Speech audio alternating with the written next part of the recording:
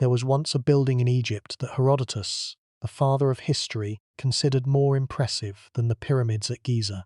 He visited it in person around 450 BC, walked through its halls, counted its courts, measured its corridors, and then sat down and wrote that this single structure surpassed everything else he had seen in Egypt and everything else he had heard described in all of Greece.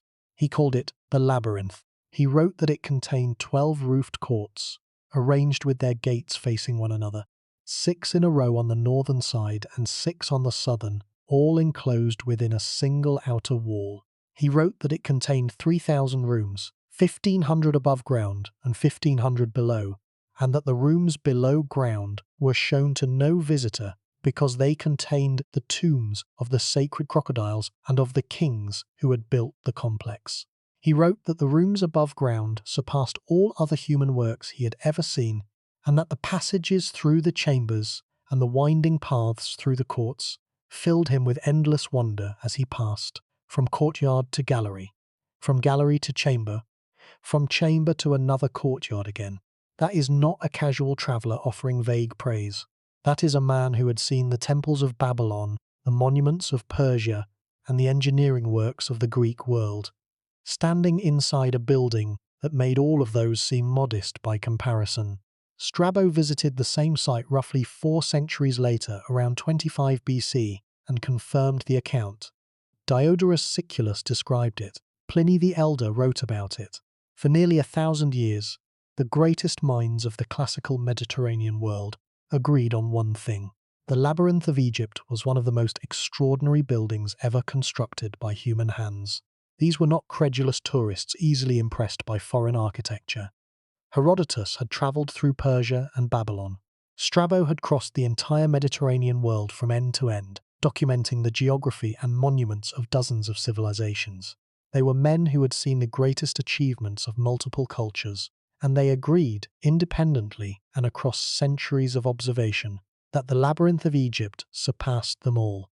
That kind of sustained independent consensus, across 500 years of classical testimony, is itself a powerful piece of evidence.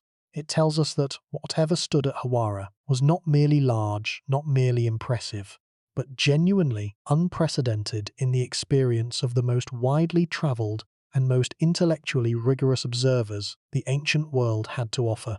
Today, if you travel to the site where this building once stood, near the entrance to the Fayum Depression in Lower Egypt, you will find a flat, featureless expanse of crushed limestone chips. There is no labyrinth. There are no courts, no galleries, no winding passages, no 3,000 rooms. There is nothing. The building that Herodotus ranked above the pyramids has been so completely destroyed that even its floor plan cannot be recovered from the surface remains. The limestone was quarried away, block by block, over centuries, until the greatest building the ancient world had ever described was reduced to gravel. The pyramid that stood beside it, the pyramid of Amenemhat III, still rises as a dark, eroded mass of mud brick above the flat farmland of the Fayum. But the labyrinth, the building that 4 classical authors independently agreed was the more impressive of the two, is gone. It has been so thoroughly obliterated that a visitor standing on the site today would have absolutely no way of knowing that anything had ever been built there without being told.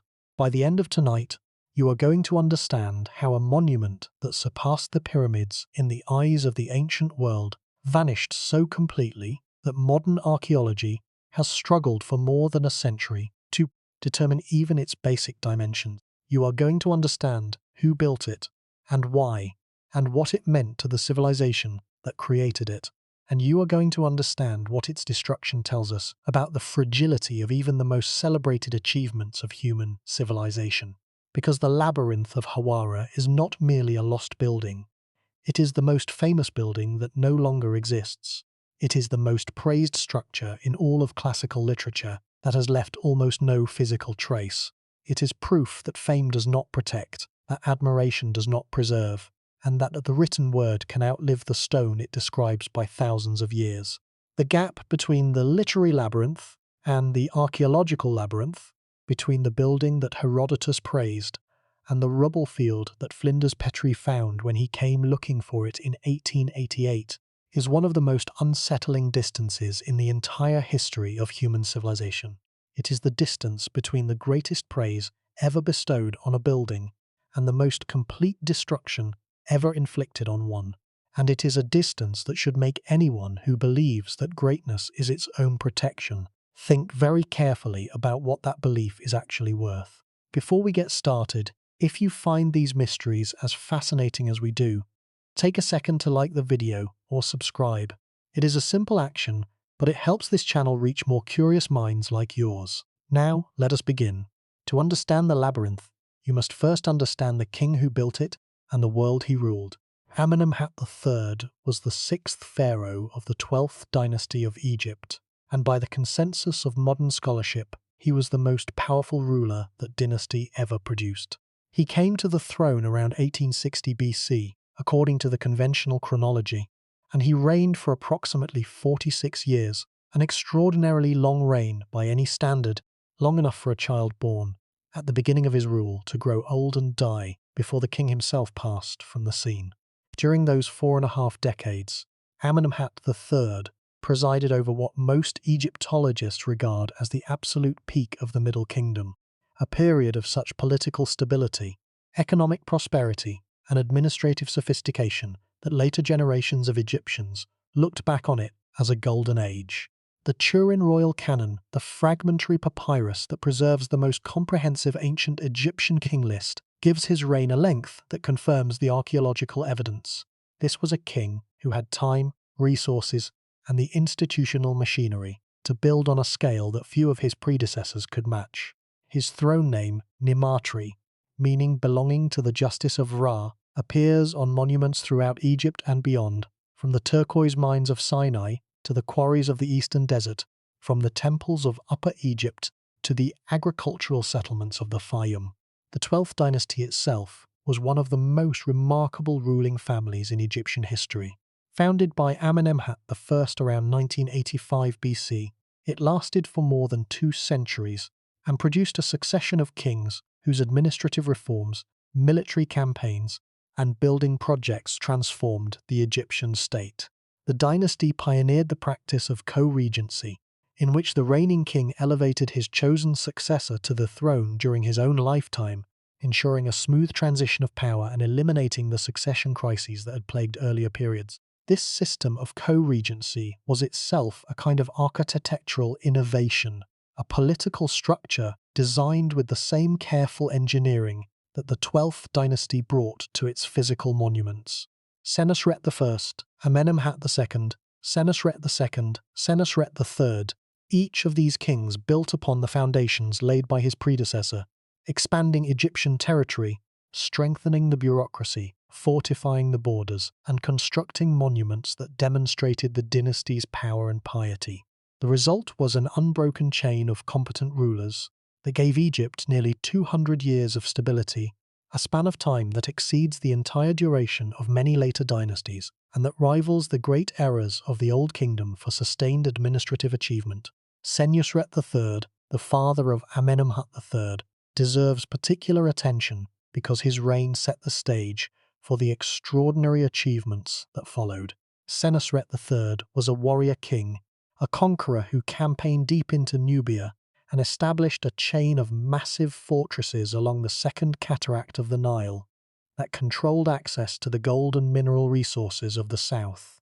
These fortresses, excavated extensively before the construction of the Aswan High Dam flooded the region, were engineering achievements in their own right, with massive mud brick walls, elaborate gateways, internal barracks, and supply magazines designed to sustain garrisons in hostile territory for extended periods. His military successes were so decisive that later generations deified him, worshipping him as a god in Nubia and remembering his name for centuries after his death. But Senusret III was also an administrator of remarkable ability. He reorganized the provincial government of Egypt, reducing the power of the local nomarchs, the hereditary governors who had traditionally controlled the nomes, the administrative districts of Upper and Lower Egypt. By centralizing authority in the royal court, Senusret III created the political conditions that allowed his son, Amenemhat III to command the resources of the entire Egyptian state with an efficiency that earlier kings could only have envied. When Amenemhat III came to the throne, he inherited a kingdom that was militarily secure, administratively centralized, and economically prosperous. He inherited, in short, the means to build on a scale that matched his ambition. The dynasty's achievements were not limited to military conquest and administrative reform. The 12th dynasty produced some of the finest literature in the Egyptian language. The story of Sinuhe, composed during this period and copied by scribes for centuries afterward, is considered one of the masterpieces of ancient world literature, a tale of exile and return that reveals the emotional and psychological depth of Middle Kingdom culture. The Instruction of Amenemhat, a text purportedly written by the dynasty's founder from beyond the grave, warns his son about the dangers of trusting courtiers and the loneliness of kingship. These literary works are not incidental to the story of the Labyrinth. They reveal a civilization at the height of its intellectual and cultural powers, a civilization capable not only of building monuments, but of reflecting on the meaning of power, the nature of loyalty, and the weight of responsibility that kingship imposed. The labyrinth, whatever it was built by a culture that thought deeply about what it was doing and why. The architectural legacy of the 12th dynasty is equally impressive. Senusret I built a pyramid at Lisht with a mortuary temple that set new standards for royal funerary architecture. Senusret II constructed his pyramid at Lahun, near the entrance to the Fayum, and his architect devised a subterranean layout of remarkable ingenuity that moved the entrance away from the traditional northern face for the first time, a security innovation that later 12th dynasty pyramids would refine and elaborate further. The pyramid town associated with Senusret II's complex at Lahun was excavated by Petrie and revealed a planned settlement of startling regularity, with streets laid out on a grid and houses of standardized dimensions, providing invaluable evidence for the daily lives of the workers, priests, and administrators who maintained the royal cult. By the time Amenemhat III came to the throne, the 12th dynasty had accumulated generations of experience in pyramid design, mortuary temple construction, and the organization of the vast logistical operations that monumental building demanded. But it was in the Fayum that Amenemhat III left his most indelible mark on the Egyptian landscape. The Fayum is a natural depression in the western desert, roughly 80 kilometers southwest of modern Cairo, fed by a branch of the Nile called the Bahr Yusuf, the Canal of Joseph, though the name is medieval and has nothing to do with the biblical figure. In ancient times, the Fayum contained a vast lake known to the Greeks as Lake Moeris, which fluctuated dramatically in size depending on the annual Nile flood. The lake was enormous. Classical sources describe it as having a circumference of roughly 3,600 stadia, which translates to something in the range of 600 kilometers, though modern scholars believe this figure is substantially exaggerated and that the lake, while very large, was significantly smaller than the classical accounts suggest. What is not disputed is that Amenemhat III undertook a massive program of land reclamation in the Fayum, constructing dikes, canals, and regulatory sluices that controlled the flow of water from the Bahr Yusuf into the lake, and reclaimed thousands of hectares of fertile agricultural land from the margins of the seasonal floodwaters. The engineering was sophisticated. It required a detailed understanding of hydrology, the ability to predict flood levels with reasonable accuracy, and the institutional capacity to mobilize large numbers of laborers over extended periods of time. It transformed the Fayum from a seasonal marshland into one of the most productive agricultural regions in Egypt, and it cemented Amenemhat III's reputation as a king who did not merely rule the landscape, but reshaped it according to his will. The scale of the Fayum project was enormous. Modern estimates suggest that the reclaimed land may have increased the cultivable area of the depression by as much as a third, transforming tens of thousands of hectares of seasonal marsh into permanent farmland that could support a growing population. The canals and sluices that Amenemhat III's engineers designed were not temporary measures. They were permanent infrastructure, built to function across generations, maintained by a specialized workforce that passed its hydraulic knowledge from father to son. Some elements of the Fayum water management system continued to function in modified form well into the Ptolemaic and Roman periods, more than 1500 years after their initial construction. That kind of infrastructural longevity is itself a testament to the sophistication of Middle Kingdom engineering and to the administrative systems that sustained it. The Fayum became, in a sense, his personal monument, a living testament to his power that produced real economic returns year after year, feeding a growing population and generating the agricultural surplus that funded his other building projects. So deeply was Amenemhat III associated with the Fayum that he was worshipped as a god in the region for centuries after his death, an honor that reflects both the practical benefits of his reclamation work and the theological significance that Egyptians attached to the mastery of water, the fundamental resource upon which their entire civilization depended. The Fayum Reclamation Project is essential context for understanding the labyrinth, because it explains why Amenemhat III chose to build his pyramid and mortuary complex at Hawara in the first place. Egyptian pharaohs did not choose their burial sites randomly. The location of a royal pyramid was a statement of political and theological intent, a declaration of which region, which temple, which divine association the king wished to emphasize for eternity. Amenemhat III's predecessors in the 12th dynasty had built their pyramids at Lisht and Dahshur, sites on the western edge of the Nile Valley proper, within the traditional Memphis necropolis zone that had been the primary royal burial ground since the Old Kingdom. Amenemhat III initially followed this pattern. His first pyramid was built at Dahshur, and it was an ambitious project, a large mud brick pyramid with a limestone casing that incorporated an extraordinarily complex substructure designed to thwart tomb robbers. But something went wrong. The Dahshur pyramid developed serious structural problems, probably related to the instability of the subterranean chambers under the enormous weight of the superstructure pressing down on the clay-rich subsoil. The burial chamber, a magnificent monolithic block of quartzite weighing many tens of tons, survived intact, but the corridors and passages around it began to crack and shift, and the walls showed signs of dangerous structural movement that threatened the integrity of the entire monument. The instability was severe enough to make the pyramid unsuitable as a safe repository for the king's body. Amenemhat III did not abandon the Dahshur pyramid entirely. The Princess VIII was buried there, and some scholars believe other members of the royal family were interred in its subsidiary chambers.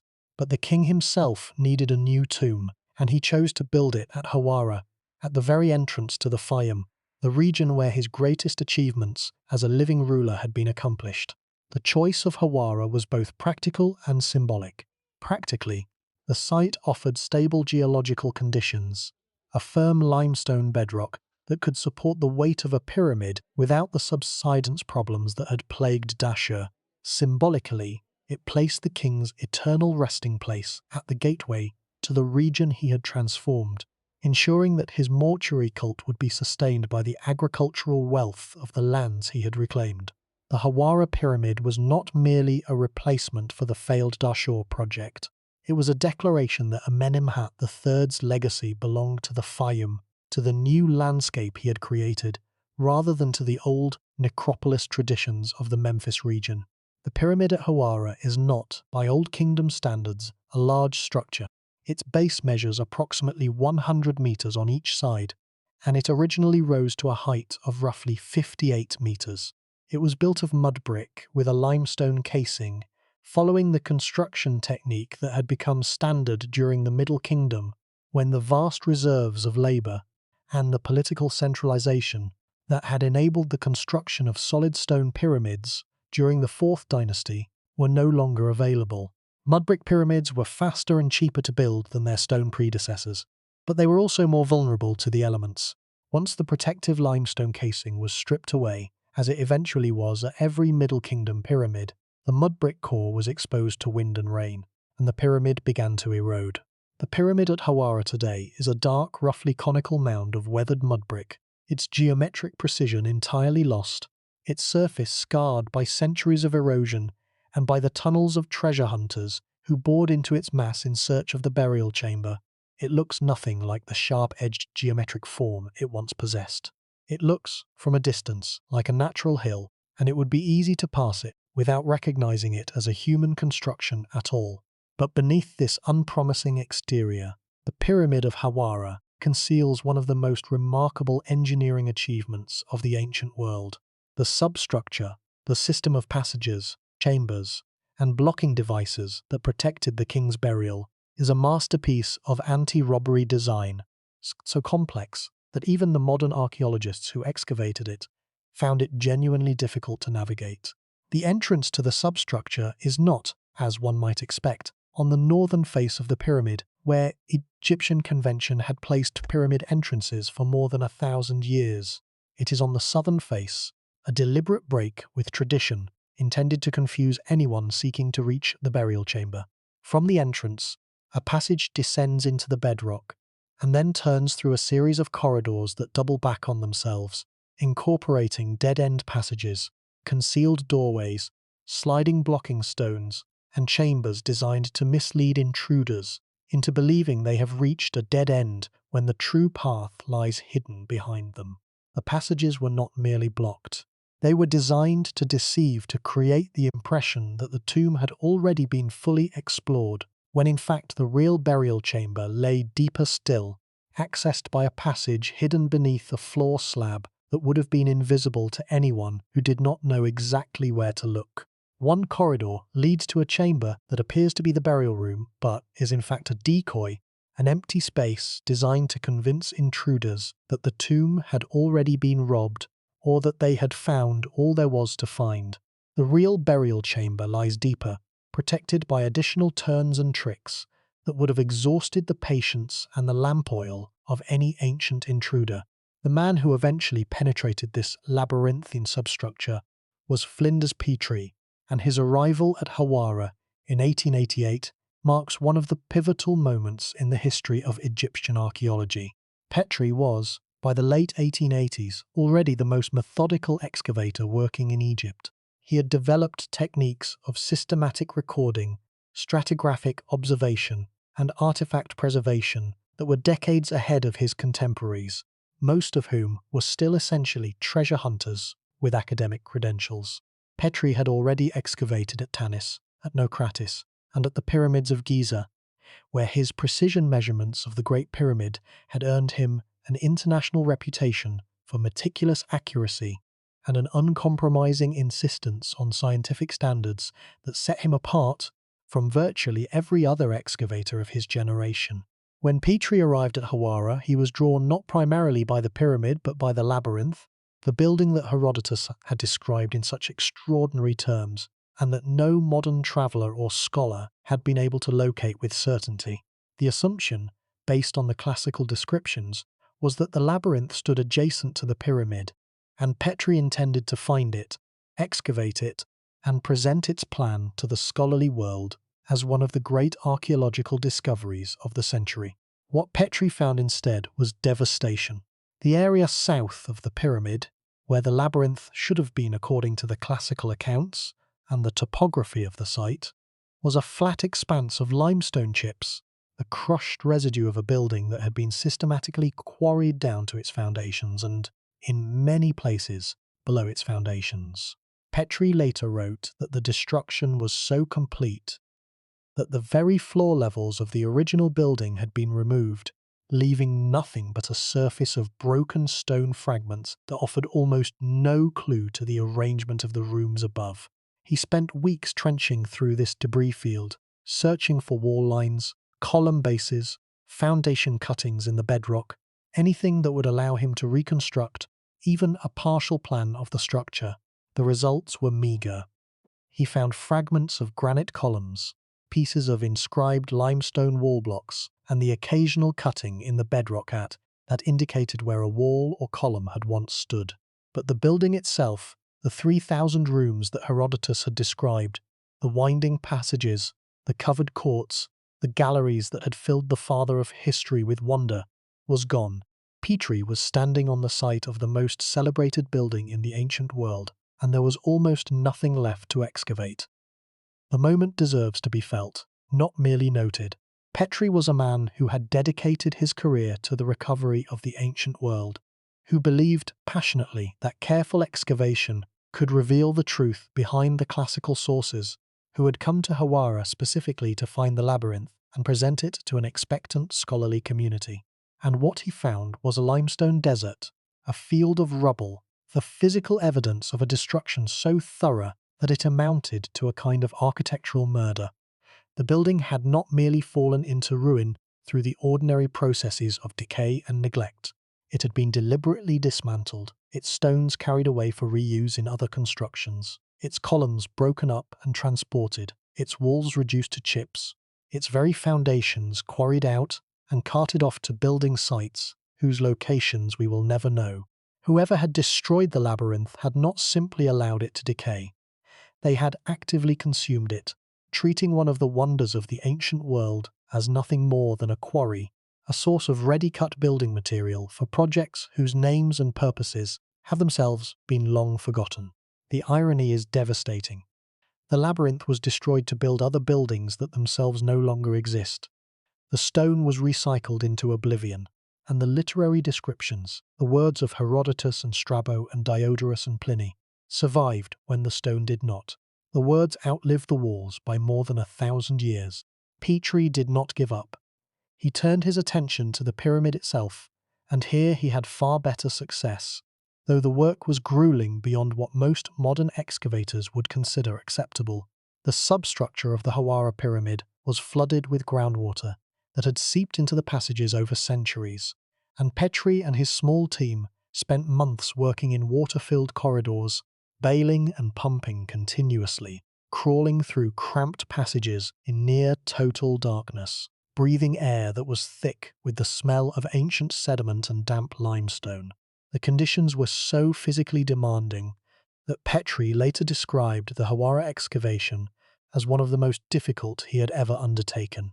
What they found at the heart of the pyramid justified every hardship and every discomfort.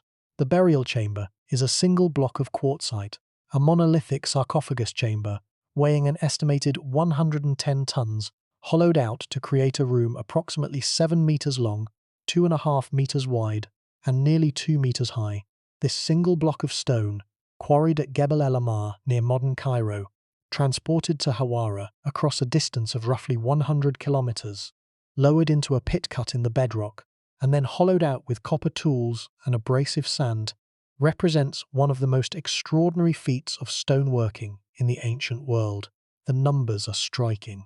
To move a single block weighing 110 tons across a distance of 100 kilometers, without wheeled transport, without paved roads, and without metal tools beyond copper, required a level of organizational genius and practical engineering knowledge that continues to impress modern structural engineers who study the problem.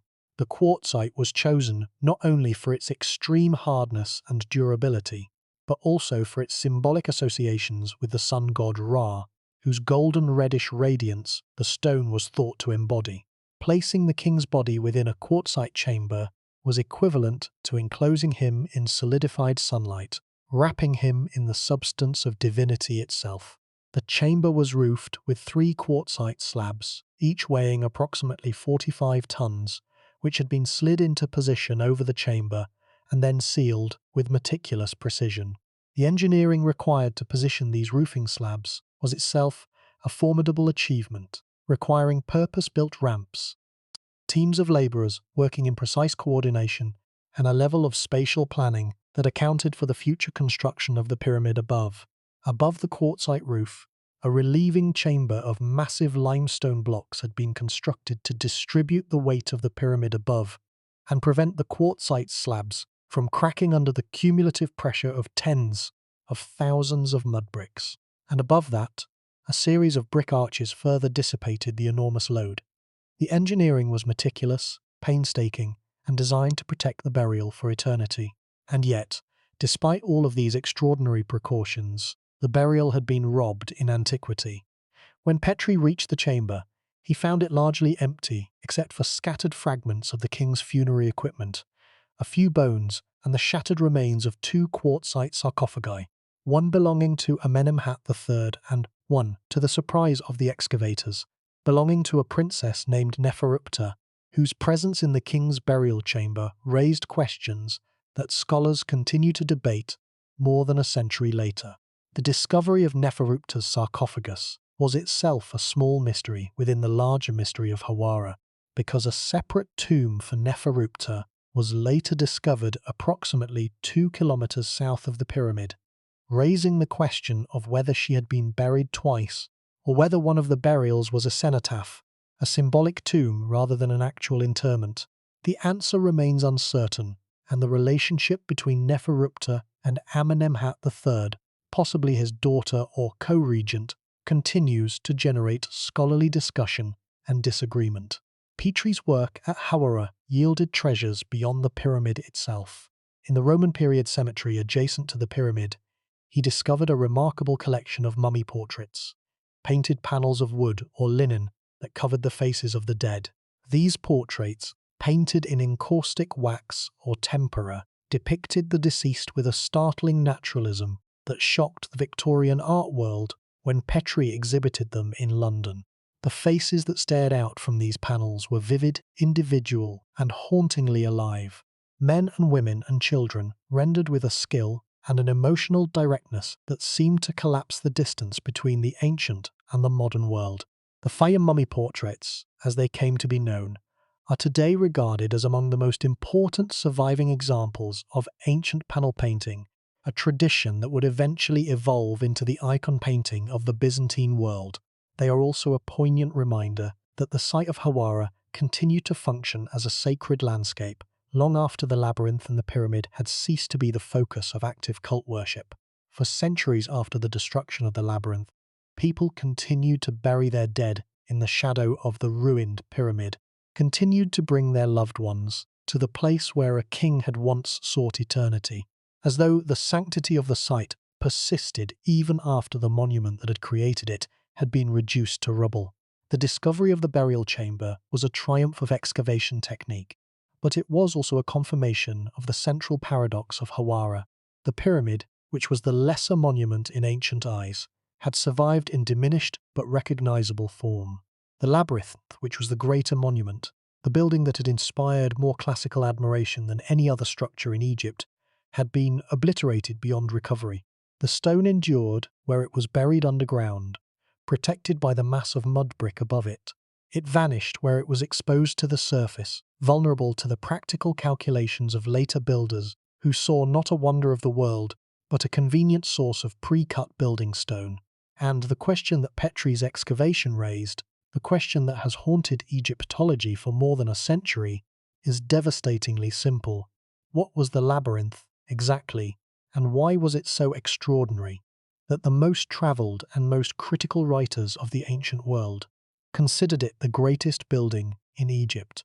The classical descriptions of the labyrinth are among the most detailed architectural accounts to survive from the ancient world, and yet they are maddeningly difficult to reconcile with one another, and even more difficult to reconcile with the archaeological evidence that Petrie and his successors have managed to recover. This gap between literary description and physical remains is the core problem of Hawara, and it has generated a scholarly debate that stretches back more than a century without definitive resolution. Begin with Herodotus, the earliest and most influential of the classical witnesses. Writing in the 5th century BC, approximately 1400 years after the labyrinth was built, Herodotus describes a structure of overwhelming complexity and scale. He writes of 12 covered courts with gates facing one another, 6 on the north side and 6 on the south, all connected by winding passages that led from court to chamber, from chamber to colonnade, from colonnade to another court, in a sequence so bewildering that he says no visitor could find his way through the building without a guide. He notes that the walls were covered with carved figures, and that each court was surrounded by columns of white stone, fitted together with perfect precision. He distinguishes carefully between the upper rooms, which he saw in person, and which he declares surpassed all other human works he had ever encountered, and the lower rooms, which he was not permitted to enter, because they contained the tombs of the kings who had built the labyrinth, and of the sacred crocodiles that were revered in the Fayum region.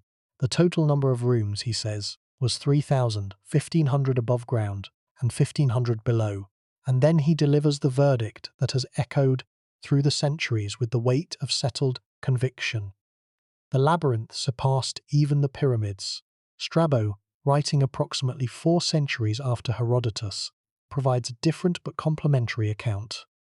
Visiting the site around 25 BC, during the early Roman period when the building may already have been partially damaged, Strabo describes the labyrinth as a large palatial structure consisting of as many smaller palaces as there were nomes, or administrative districts, in Egypt.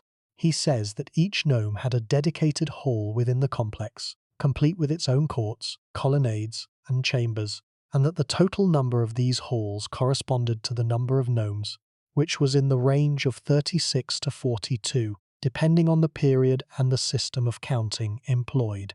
Strabo notes that the roofs of all the chambers were made entirely of stone, with no timber used anywhere in the construction, a detail that would have enormous implications for the building's long-term survival and for the ease with which it could be quarried. He confirms that the complex lay beside the pyramid and that a canal connected the site to the nearby lake, providing both water access and, possibly, a ceremonial approach route for ritual purposes. Diodorus Siculus, writing in the 1st century BC, offers yet another perspective. He attributes the labyrinth not to a single king, but to a collective effort of the 12 kings who ruled Egypt during a period of divided sovereignty, and he emphasizes the scale and ambition of the project, describing it as intended to be a memorial of the king's cooperative rule and a monument that would surpass anything built by a single monarch alone.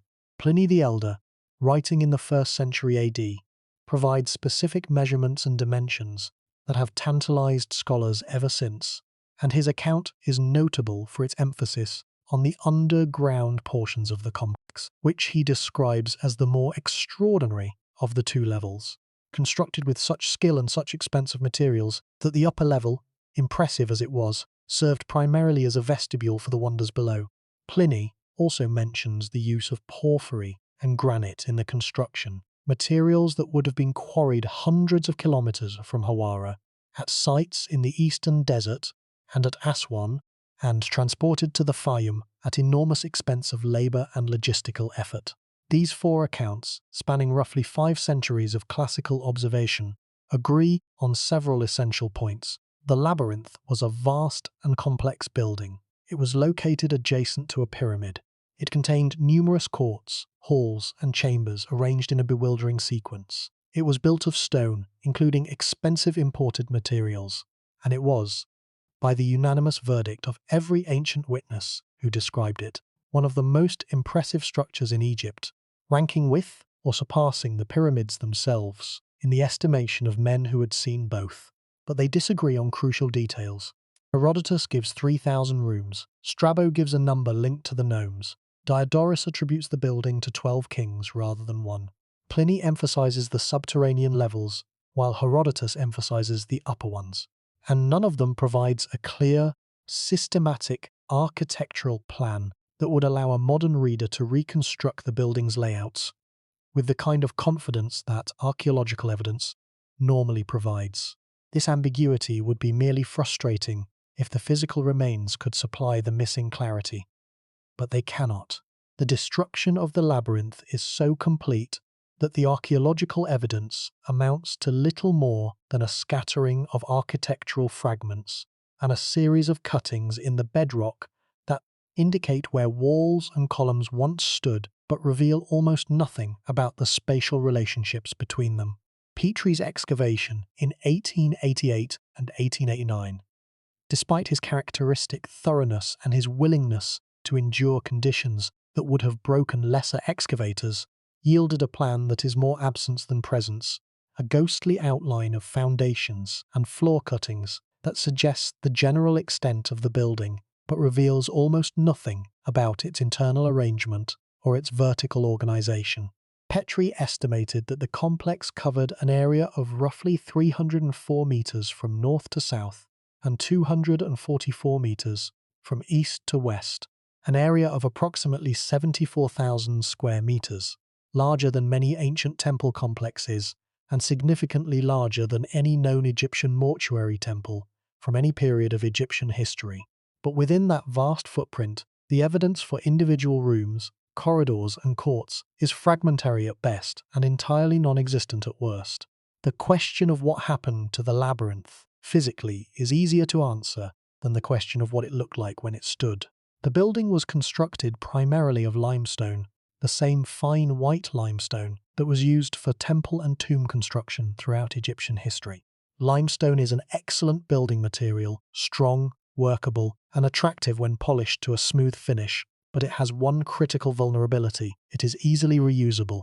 A limestone block that has already been quarried, shaped, and dressed requires far less effort to repurpose than a raw block freshly cut from a quarry face. For any builder working near a ruined or abandoned limestone structure, the temptation to quarry the existing building rather than open a new quarry was overwhelming, and the economics were unanswerable.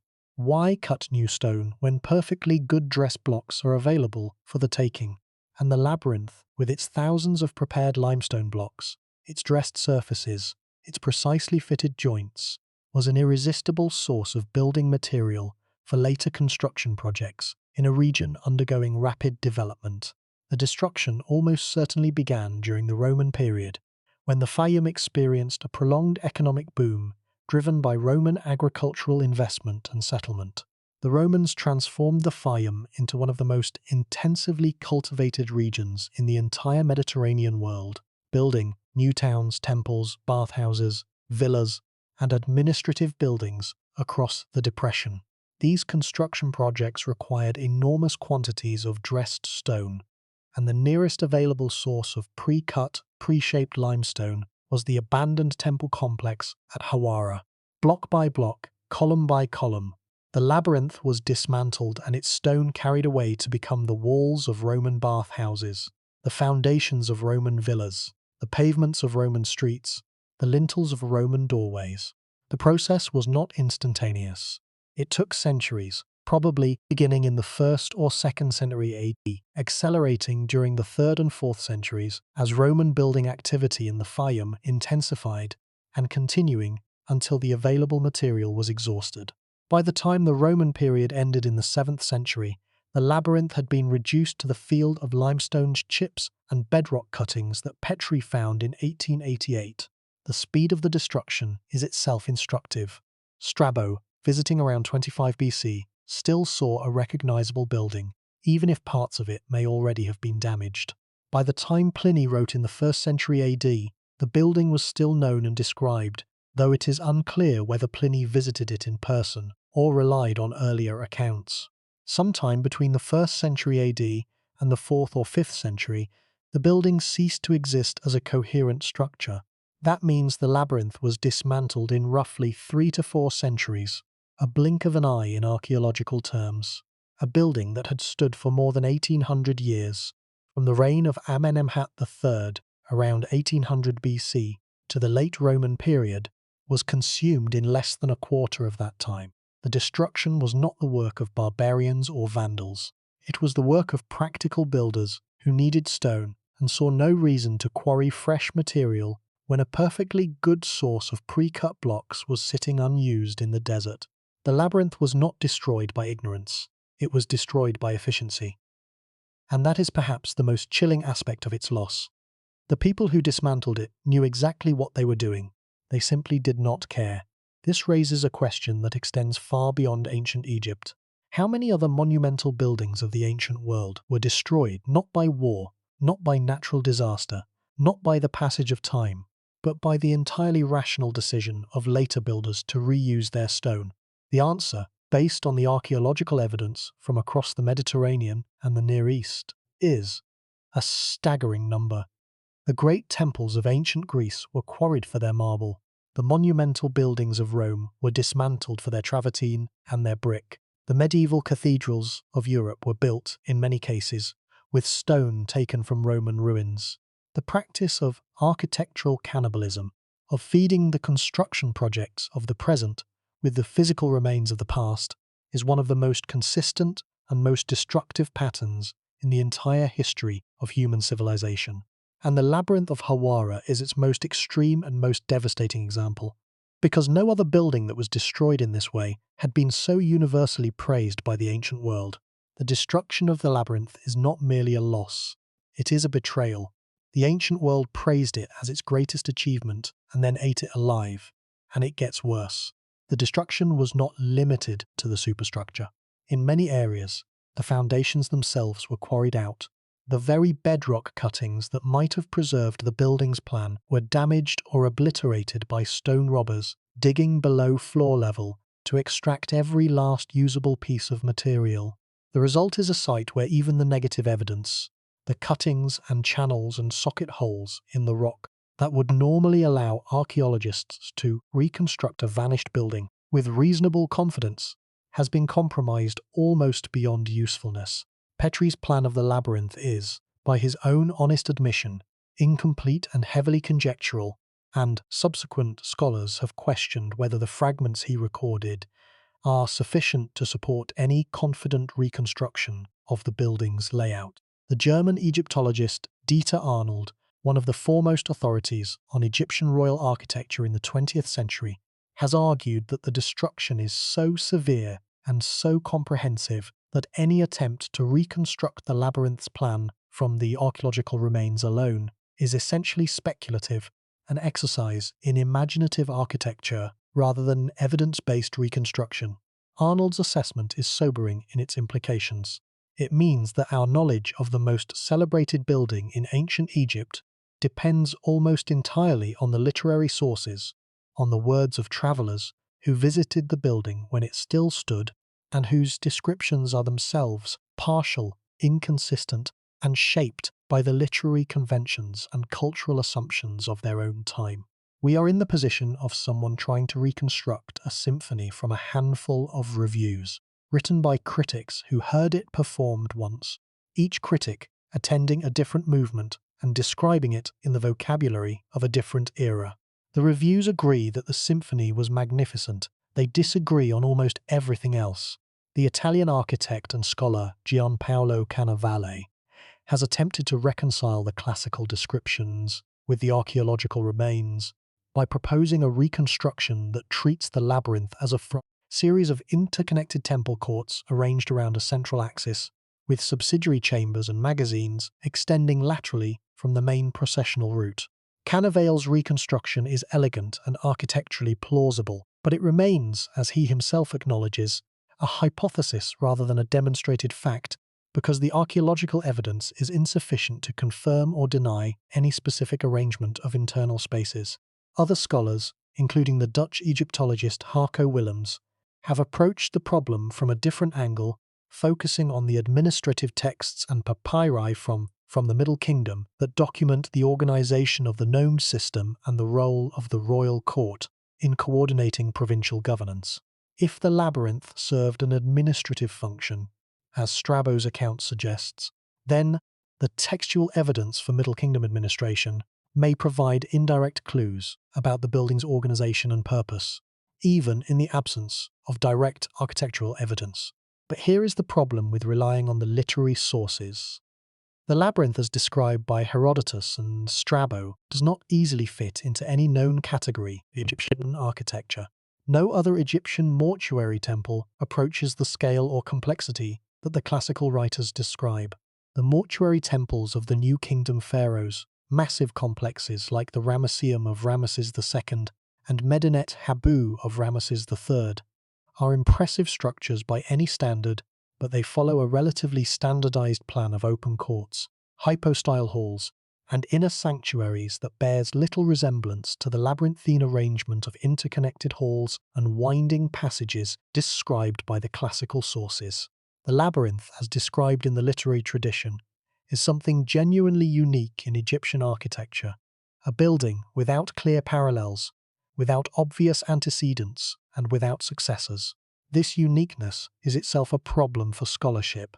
Either the labyrinth was genuinely unlike any other Egyptian building, in which case we must explain why such a radical architectural innovation was never repeated by any subsequent pharaoh, or the classical descriptions exaggerate or fundamentally misunderstand what they saw, in which case we must determine what the building actually was beneath the layers of literary embellishment.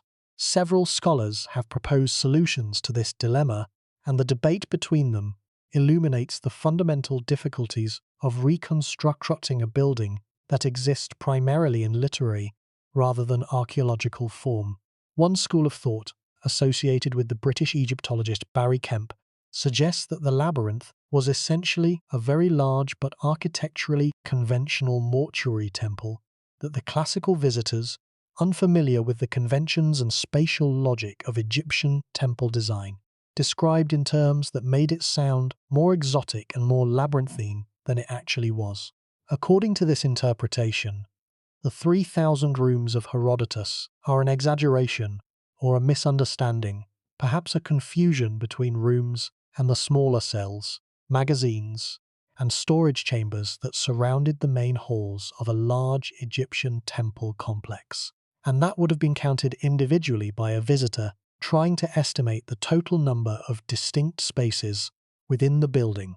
The winding passages that so bewildered Herodotus may have been nothing more than the unfamiliar layout of an Egyptian temple, with its successive courtyards, its narrowing approach to the inner sanctuary, and its lateral magazines that would have seemed maze-like to a visitor accustomed to the open, axially planned temples of the Greek world.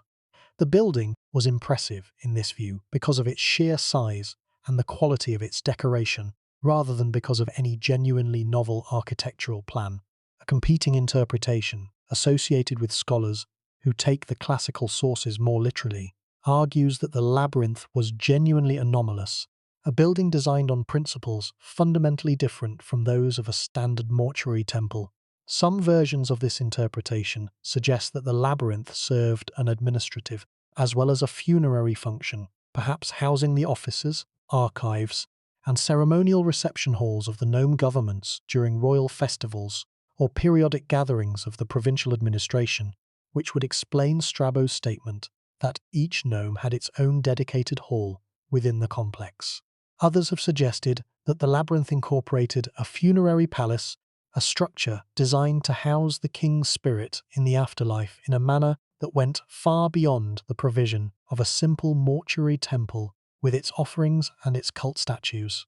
Still others have proposed that the lower level described by Herodotus and Pliny, the level that no visitor was permitted to see, was the real core of the entire complex, and that the upper level was essentially a public facade covering a vast and secret subterranean world of funerary chambers, ritual spaces, and cult installations whose purpose and layout remain entirely unknown. The Minotaur expedition of 2008 offered a tantalizing glimpse of what might lie beneath the surface at Hawara.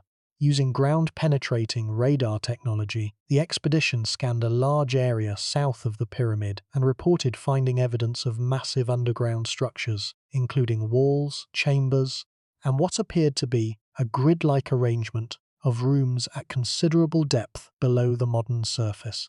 The expedition's findings, presented at a conference in Ghent, Belgium, generated considerable excitement among both scholars and the general public, as they appeared to confirm the classical accounts of a substantial subterranean component to the labyrinth that might survive intact beneath the rubble of the destroyed upper level.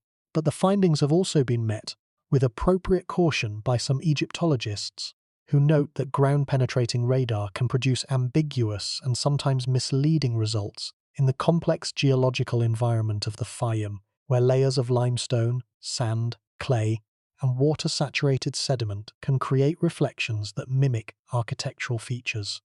As of the most recent available information, no large-scale excavation has been conducted to verify the radar findings, and the question of whether significant underground portions of the labyrinth survive beneath the surface remains tantalizingly open. There is another dimension to the scholarly debate that deserves attention, because it touches on the relationship between the labyrinth and the broader religious landscape of the Fayum region. Herodotus mentions that the underground level of the labyrinth contained the tombs of sacred crocodiles as well as the tombs of kings. This detail is not random. The Fayum was the center of the cult of the crocodile god Sobek, one of the most important deities in the Egyptian pantheon, whose worship was intimately connected to the water, the fertility, and the agricultural prosperity of the region. Amenemhat III had a particularly close association with Sobek. His temple at Kiman Faris, ancient Shedit, the capital of the Fayum and the principal cult center of Sobek, was one of the most important religious foundations of the Middle Kingdom. The connection between the labyrinth and the crocodile cult suggests that the building was not merely a mortuary temple in the conventional sense, but may have incorporated elements of Sobek worship, creating a hybrid structure that served both funerary and cultic purposes. This would help explain both the building's unusual complexity and the classical writer's difficulty in categorizing it. A building that combined the functions of a royal mortuary temple, an administrative center for nome governance, and a cult center for crocodile worship would indeed have been unlike anything else in Egypt, and it would have baffled visitors who expected to find a single unified architectural purpose. The crocodile connection raises another question that has intrigued scholars for decades. Were there actually sacred crocodiles buried beneath the labyrinth? The cult of Sobek in the Fayum involved the keeping and worship of living crocodiles, which were adorned with gold and jewels, fed with special foods, and treated as living manifestations of the god. When these sacred crocodiles died, they were mummified with the same care that was lavished on human burials, wrapped in linen, placed in wooden coffins, and interred in dedicated cemeteries. Enormous quantities of crocodile mummies have been found throughout the Fayum, some of them in elaborate tombs that rival the burials of minor officials. If the labyrinth did indeed contain crocodile burials, as Herodotus claims, they may still be there, sealed beneath the rubble of the destroyed upper level, protected by the same bedrock that preserved the pyramid's substructure. This possibility gives the Mataha expedition's radar findings an additional layer of significance. The underground structures detected by the radar might include burial galleries for sacred crocodiles, a subterranean necropolis of mummified reptiles that would have had no parallel in the classical world, and that would have seemed both wondrous and deeply alien to Greek and Roman visitors. The question of the labyrinth's function is further complicated by the evidence of the pyramid's substructure, which is itself a kind of labyrinth in miniature. The elaborate system of passages, dead-end corridors, concealed doorways, and sliding blocking stones that Petri navigated beneath the pyramid can be read as a scaled-down version of the confusion and complexity that the classical writers attributed to the labyrinth above ground.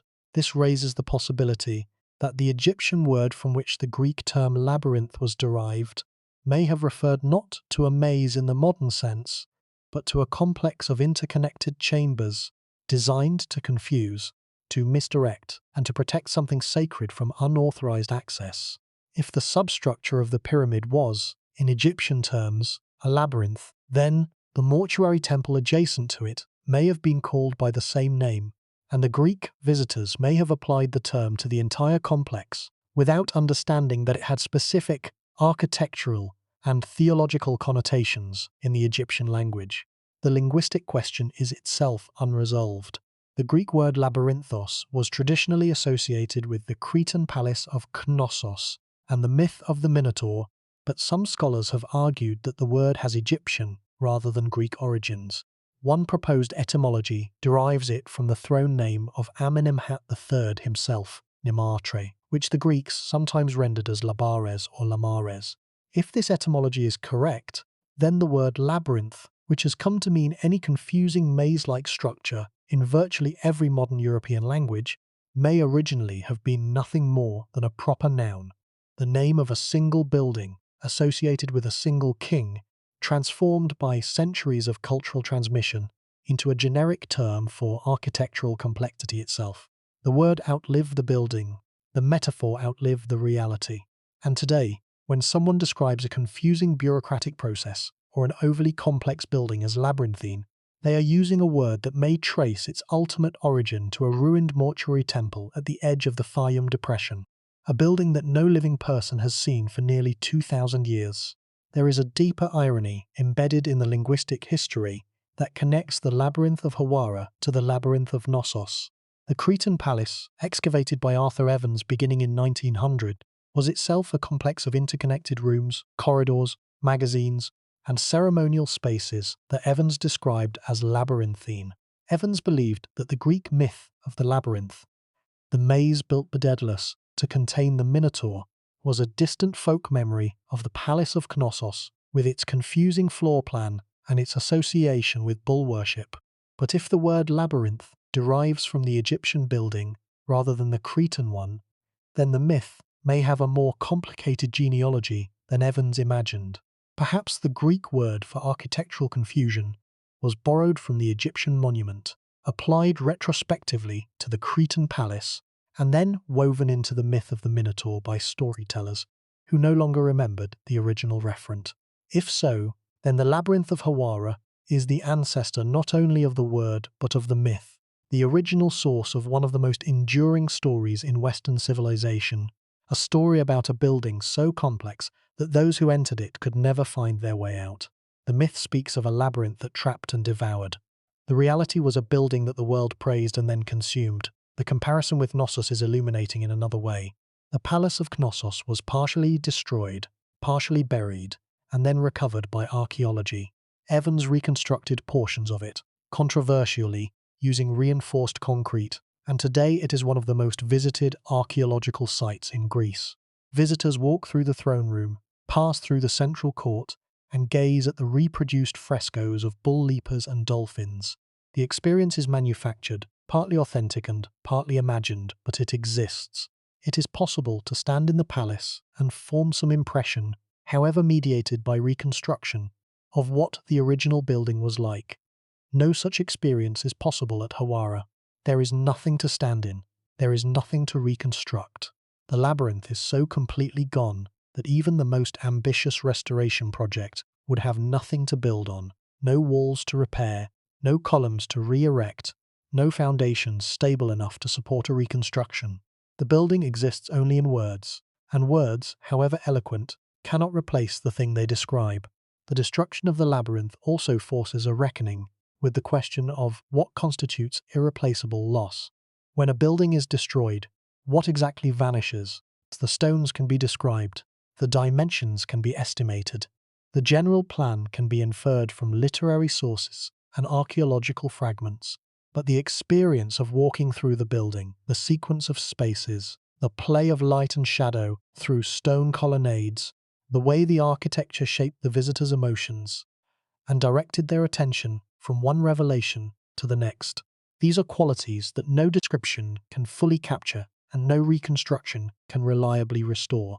Herodotus tells us that the labyrinth filled him with wonder. But what kind of wonder? Was it the wonder of encountering something beautiful, something overwhelming in its scale, something incomprehensible in its complexity? The word wonder is broad enough to encompass all of these responses, and the labyrinth is so thoroughly destroyed that we cannot determine which response the building was designed to produce. The architecture that shaped the emotion has been erased, and the emotion survives only as a word in a text, detached from the physical reality that gave it meaning. That detachment, that separation of the response from the stimulus, is a kind of loss that goes beyond the merely physical. It is the loss of an experience, the permanent erasure of a particular way of moving through space and encountering beauty that existed once and can never exist again. But here is what makes this truly terrifying.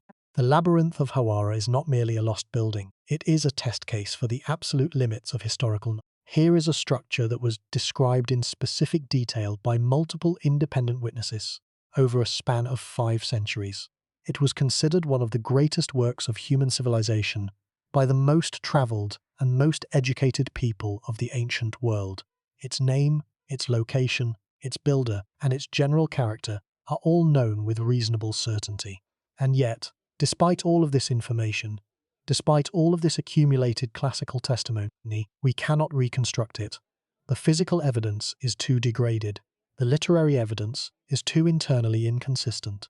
The building exists in a liminal space between documented history and irrecoverable legend, too well attested by independent classical sources to be dismissed as fictional, too poorly preserved in the archaeological record to be confidently described or reconstructed. The labyrinth is the ghost that haunts Egyptian archaeology, a building whose literary fame has outlived its physical reality by more than 1,000 years, a monument that proves with devastating clarity that even the most detailed written descriptions cannot substitute for the evidence of stone. Something is wrong with our assumptions about how knowledge survives across the centuries.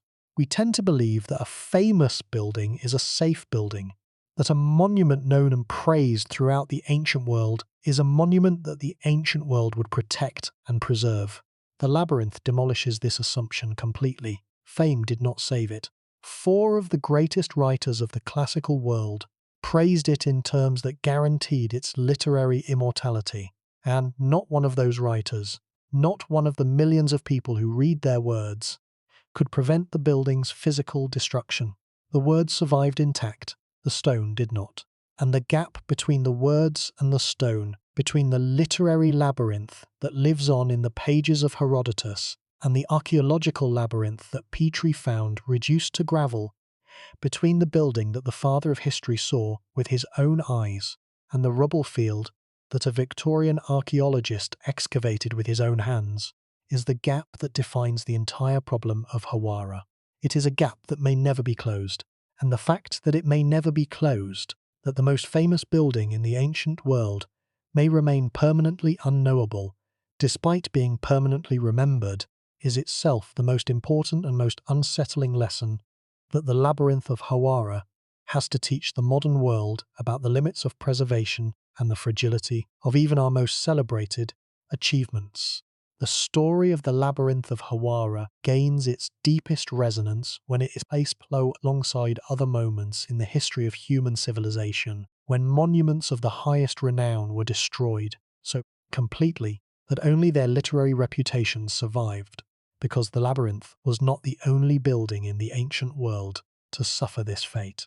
Across the Mediterranean, across the Near East, across the entire span of ancient history, structures that were once considered among the supreme achievements of human ingenuity have vanished so thoroughly that their physical remains would fit in a museum gallery.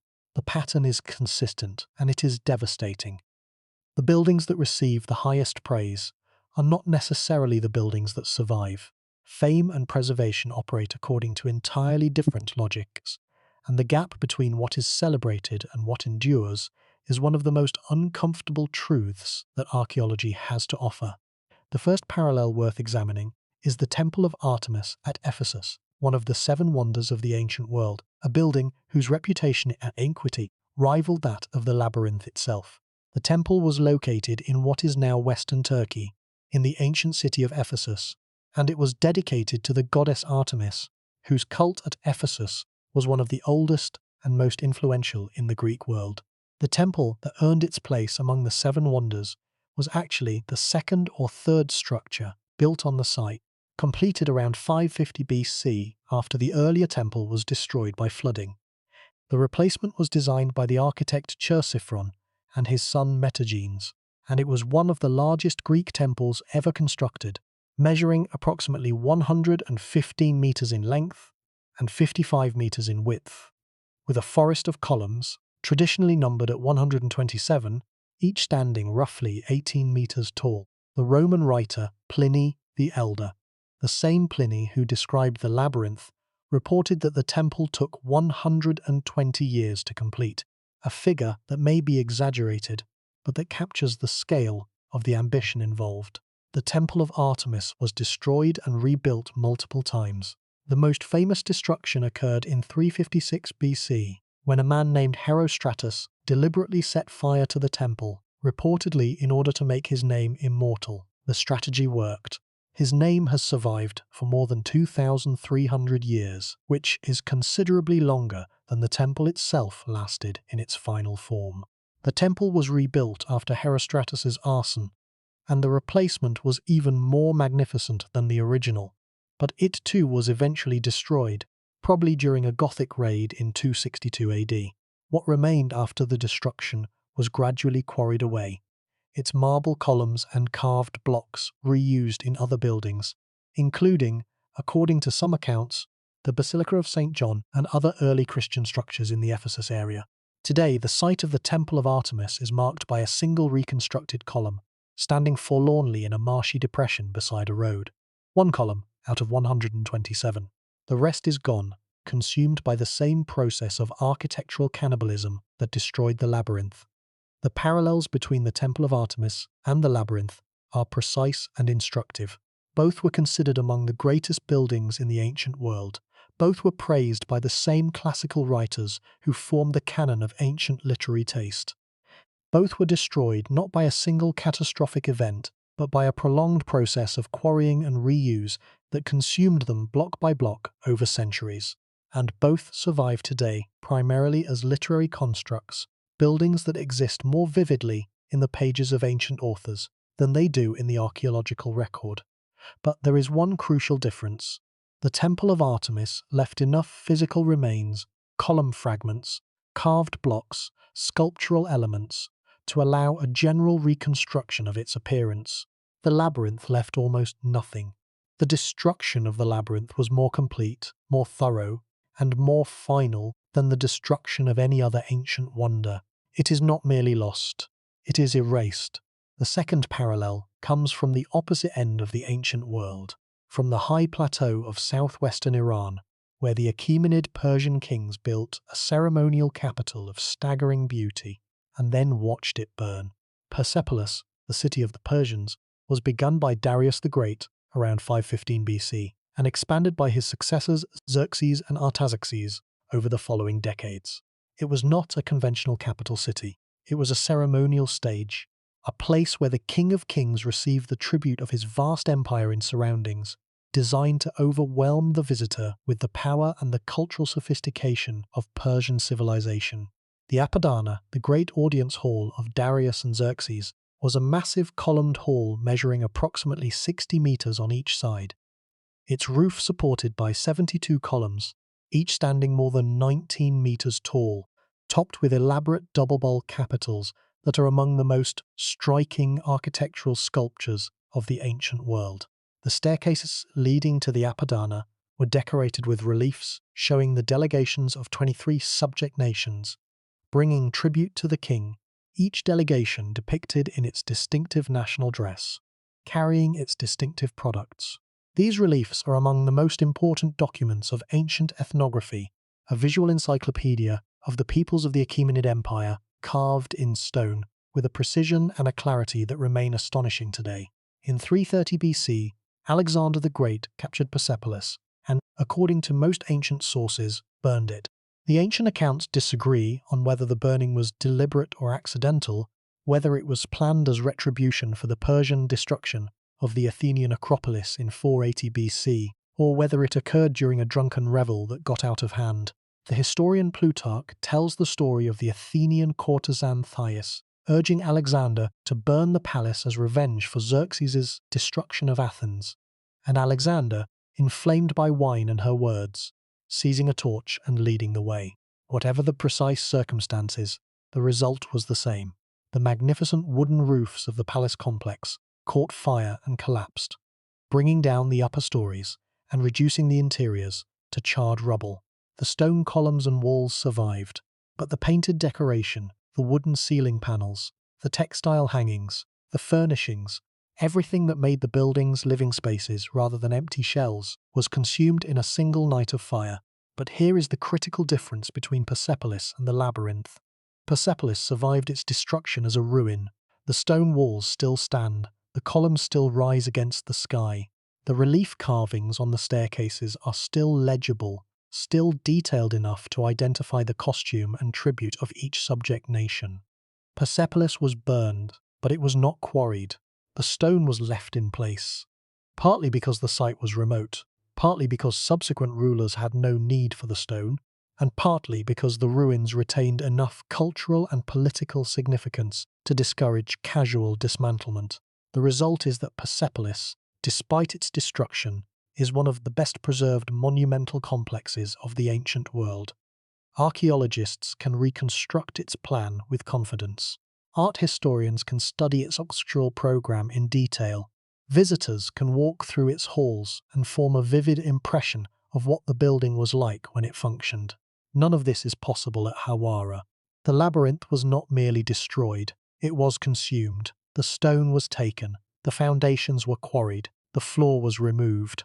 The building did not survive as a ruin. It did not survive at all. The contrast between Persepolis and Hawara illuminates a principle that operates throughout the archaeology of the ancient world. The survival of a monument depends not on its fame or its beauty or its importance, but on a set of entirely mundane factors: the accessibility of its stone, the proximity of later building projects, the economic value of its materials, and the degree to which subsequent cultures respected or feared the site. Persepolis survived because it was remote, because its stone was not particularly convenient and for reuse, and because the site retained a residual cultural significance that discouraged quarrying.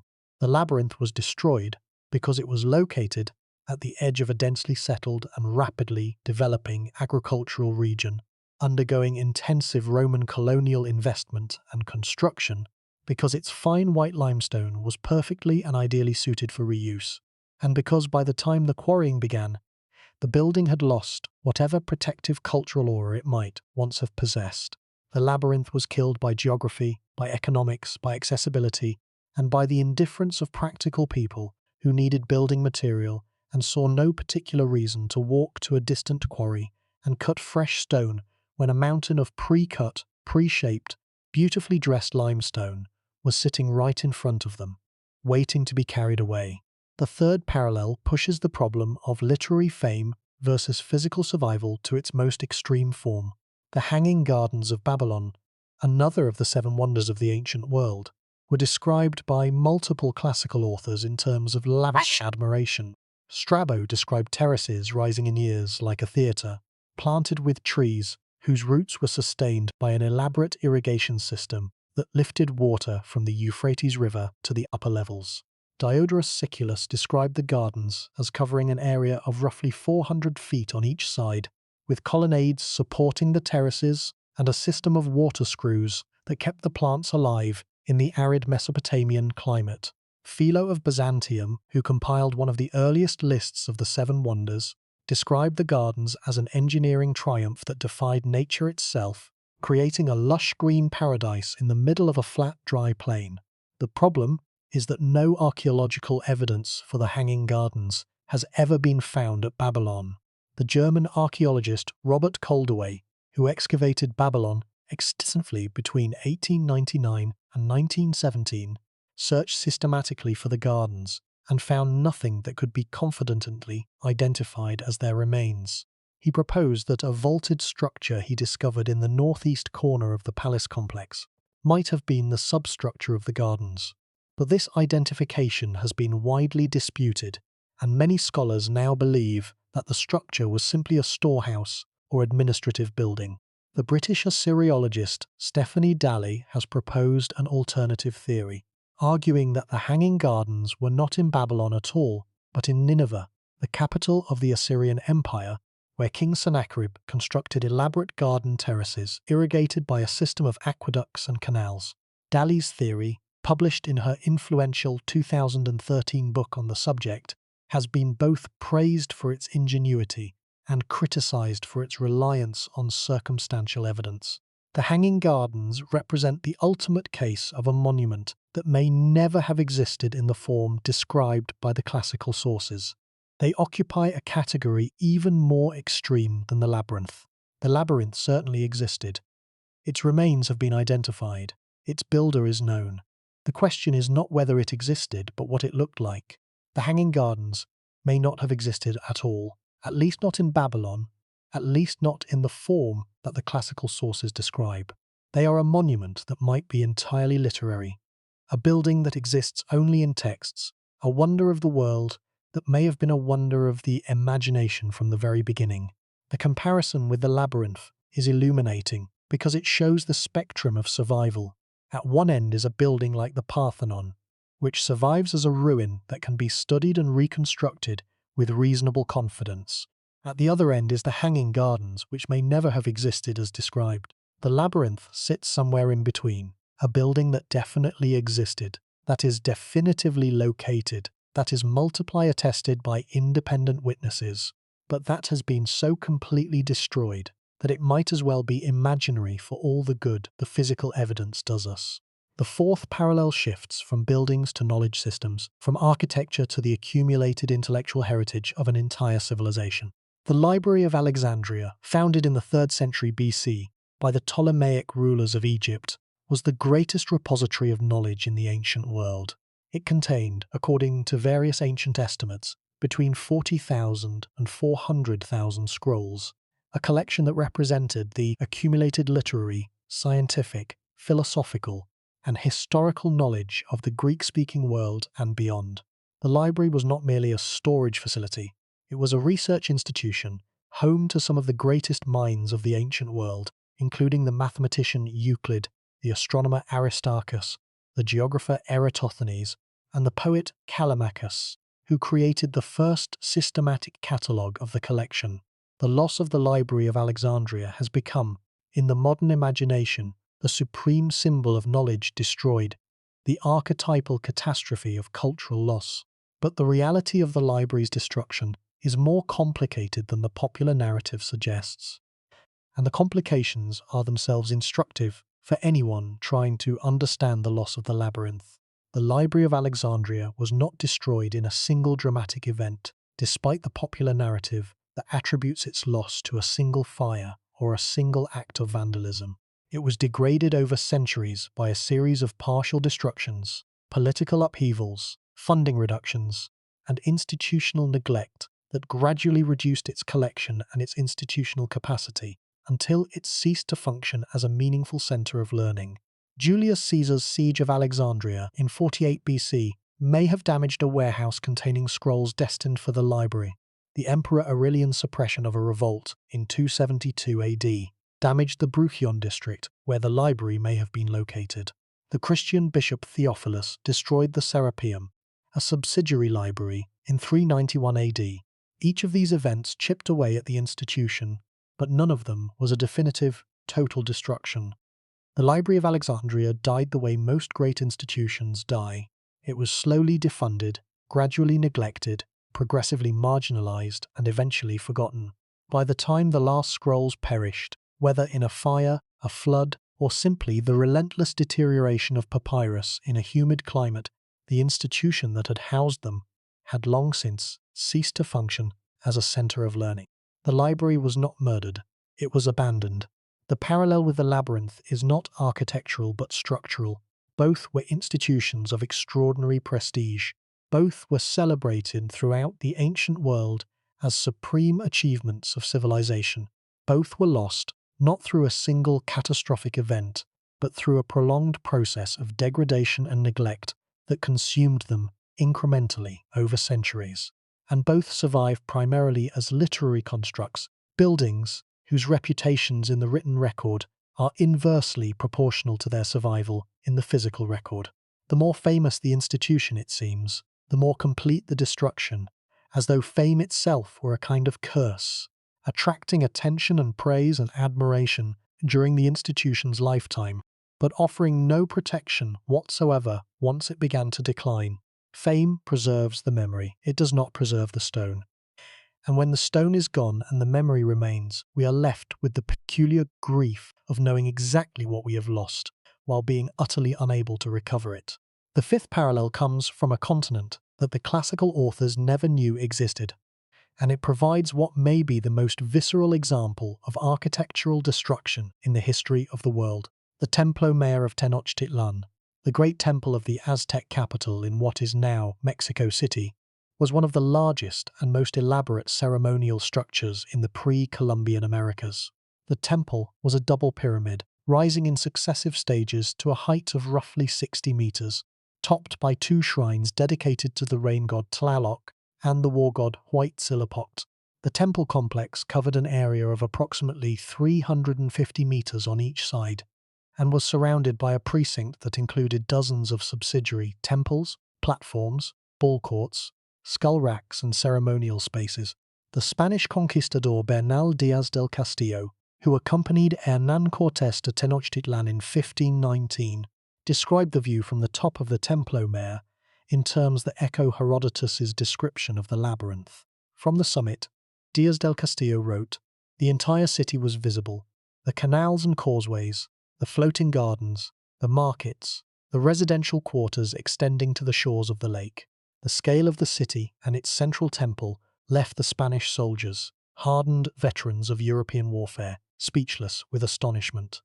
2 years later, the Templo Mayor was destroyed. During the Spanish siege of Tenochtitlan in 1521, the temple was systematically demolished, its stones used to fill in the canals that the Spanish needed to cross, its shrines pulled down, its sculptural decorations smashed. After the conquest, the demolished temple was buried under the foundations of the new Spanish colonial city, its ruins used as a platform for the Cathedral of Mexico City and the surrounding government buildings. For more than 450 years, the Templo Mayor lay hidden beneath the modern city, its exact location a matter of scholarly speculation. Then in 1978, electrical workers digging a trench in the center of Mexico City struck a carved stone disc more than 3 meters in diameter, depicting the dismembered body of the moon goddess Coyolxauhqui. The discovery triggered one of the most dramatic urban archaeological excavations in history. Over the following decades, archaeologists systematically excavated a large portion of the Templo Mayor, uncovering layer after layer of the temple's construction phases, each one encasing the previous one like the shells of a Russian nesting doll. The excavation revealed 7 major construction phases, each corresponding to the reign of a different Aztec ruler, each larger and more elaborate than the last. The archaeological director of the project, Eduardo Matos Moctezuma, described the experience of excavating the Templo Mayor as like peeling back the layers of history itself, each layer revealing a different moment in the life of a civilization that had been deliberately erased by its conquerors. The offerings buried within the temple platforms were astonishing in their variety and their richness. Coral from the Caribbean, turquoise from the American Southwest, obsidian from the volcanic highlands, the skulls of sacrificial victims, carved stone sculptures of deities, miniature masks of green stone, ceramic vessels filled with organic remains. Each offering was a capsule of meaning, a deliberate deposit that encoded the Aztec understanding of the cosmos, the obligations of the living to the gods, and the political relationships between the capital and its provinces. The excavation of the Templo Mayor demonstrated that a building can survive its own demolition if the demolition is incomplete, if the rubble is left in place rather than carried away, if the ground that covers the ruins is stable enough to seal them from further disturbance. The labyrinth had none of these advantages. Its demolition was thorough, its rubble was removed, its foundations were quarried, and the ground that covered the site was not a protective layer of colonial construction, but an open desert that offered no barrier to further exploitation. The discovery of the Templo Mayor is the mirror image of the labyrinth story. At Hawara, a building that the ancient world celebrated was destroyed so completely that the modern world found almost nothing. At Tenochtitlan, a building that the conquering power tried to erase was discovered beneath the modern city in a state of remarkable preservation. The difference is instructive. The labyrinth was destroyed by gradual quarrying, a process that consumed the building completely, leaving no coherent structure to be rediscovered. The Templo Mayor was destroyed by a single act of deliberate demolition, but the rubble was not removed. It was buried in place, sealed under layers of colonial construction, and the very act of burial that was intended to erase the temple's memory became, paradoxically, the mechanism of its preservation. The rubble protected the lower levels from further damage. The colonial buildings above acted as an unintentional shield against the elements. And when the excavation finally came, the archaeologists found not a field of crushed limestone, but a layered archaeological site of extraordinary richness, with painted sculptures still bearing traces of their original colors, stone reliefs still in position on the temple walls, and offering deposits still sealed in their original caches. The Templo Mare survived its destruction because the destruction was not thorough enough. The labyrinth did not survive because the destruction was too thorough. There is no comfort in this comparison. It suggests that the difference between preservation and oblivion is often a matter not of intent but of efficiency. The sixth and final parallel returns to the Mediterranean, to the Roman Forum itself, the political and ceremonial heart of the Roman Republic and Empire, a complex of temples, basilicas, triumphal arches, and public buildings that represented the accumulated architectural wealth of nearly 1,000 years of Roman civilization. The Forum was, in its prime, one of the most densely built monumental precincts in the ancient world, a stone canyon of marble-clad buildings that served as the setting for the most consequential political, legal, and religious events in Roman history. Senators debated in the Curia, magistrates dispensed justice in the Basilica Aemilia, generals celebrated triumphs along the Via Sacra, priests tended the sacred fire of Vesta. The Forum was not merely a collection of buildings. It was the physical embodiment of Roman civilization, the place where power was displayed, exercised, and consecrated. The Forum was not destroyed by a single event. Like the Library of Alexandria and like the Labyrinth, it was consumed gradually, over centuries, by a combination of natural decay, earthquake damage, deliberate quarrying, and repurposing for new construction. The marble cladding of the Forum's buildings was stripped away and burned in lime kilns to produce the morite used in medieval construction. The bronze fittings and clamps that held the stone blocks together were extracted, leaving the characteristic holes that are visible in the Forum's ruins today. Columns were pulled down and reused in churches and palaces. The Temple of Saturn was partially dismantled. The Basilica Julia was quarried to its foundations. By the medieval period, the Forum had been reduced to a cow pasture known as the Campo Vaccino, the cattle field, a name that captures the totality of the transformation with devastating brevity. The political heart of the greatest empire in Western history had become a place where cattle grazed among scattered ruins that no one could identify. Artists who visited Rome in the 16th and 17th centuries painted the Forum as a pastoral landscape, with fragments of columns and entablatures scattered among weeds and wildflowers. Shepherds driving their flocks past the remnants of temples where senators had once debated the fate of nations. These paintings are themselves documents of loss, visual records of the long centuries during which one of the most important archaeological sites in the world was treated as agricultural land, its stones available to anyone who wanted them, its history irrelevant to a population that had no use for ancient marble and no interest in ancient politics.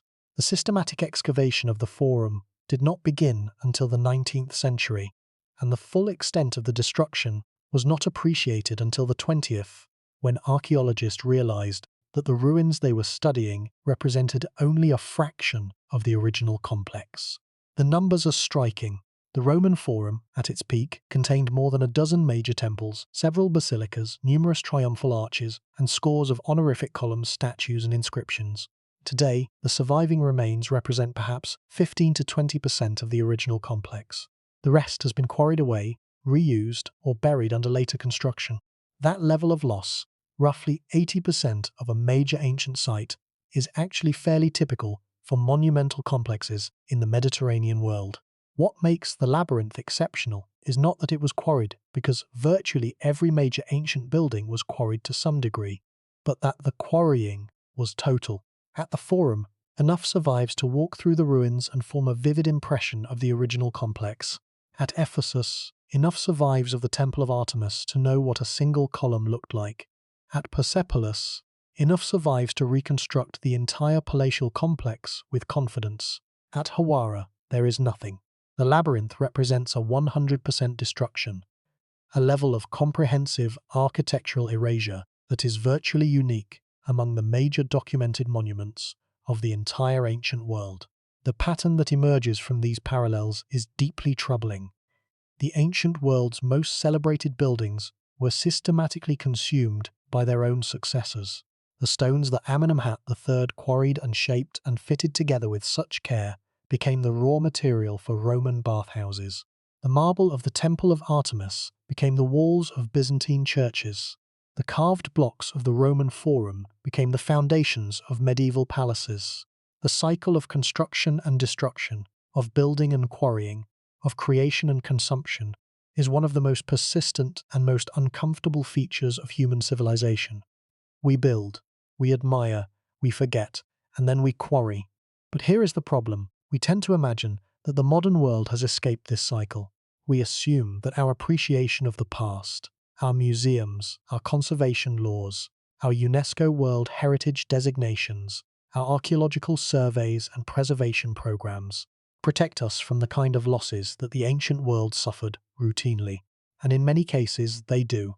No one is quarrying the Parthenon for building stone. No one is dismantling Angkor Wat for road fill. The modern conservation movement has succeeded in protecting many of the world's most important archaeological sites from the kind of casual destruction that consumed the labyrinth. But the conservation movement is itself a remarkably recent phenomenon, barely 2 centuries old in its modern institutional form, and it depends on political stability, economic prosperity, and sustained institutional commitment, exactly the conditions that the archaeological record shows are most vulnerable to disruption. The monuments that the modern world has chosen to protect are safe only as long as the systems that protect them remain functional.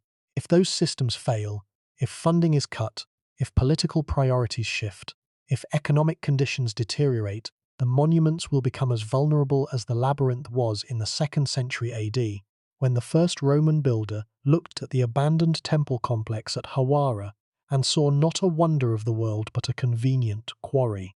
The echo of the labyrinth is not ancient, it is contemporary. It is the sound of a civilization's greatest achievements being measured not by their beauty or their significance or their irreplaceable contribution to human knowledge, but by the economic value of their raw materials. It is the sound of practical calculation overriding cultural reverence. It is the sound, quiet and relentless and utterly without malice, of a building being taken apart one stone at a time by people who need the stone and do not need the building, and cannot imagine that anyone in the future might need the building either. That sound has been continuous throughout human history. It has never stopped. And the lesson of the labyrinth, repeated at Ephesus and at Rome and at Babylon and at 100 other sites across the ancient world, is that it never will. There is one more comparison that the story of the labyrinth demands, and it comes from a place that seems, at first, to be the labyrinth's opposite. Pompeii, the Roman city buried by the above Mount Vesuvius in 79 AD, is the most completely preserved urban environment to survive from the ancient world. The volcanic ash that buried Pompeii, in a matter of hours, sealed the city in a time capsule of extraordinary fidelity, preserving not just the buildings and their contents, but the organic materials, the wooden furniture, the food on the tables, the graffiti on the walls, the bodies of the dead in their final positions, that would normally have perished within decades. Pompeii is the anti-labyrinth. It is a place where the catastrophe that destroyed the city simultaneously preserved it, where the agent of destruction became the agent of conservation, where the very force that killed the inhabitants saved their world for future generations to study. The contrast between Pompeii and the labyrinth illuminates the role of chance in archaeological survival. Pompeii was preserved because it was buried quickly and deeply by volcanic material that was both airtight and chemically stable. The labyrinth was destroyed because it was exposed, accessible, and composed of materials that were economically valuable to later builders. The difference has nothing to do with the relative importance of the two sites. Pompeii was a prosperous but unremarkable provincial city. The labyrinth was, by the testimony of the ancient world's greatest minds, one of the most extraordinary buildings ever constructed. If importance determines survival, the labyrinth should have been preserved and Pompeii forgotten. The opposite occurred, because survival depends not on importance but on circumstance, not on merit but on luck, not on the judgment of the wise but on the geology of the ground and the economics of the stone. This realization leads to a deeply unsettling thought experiment.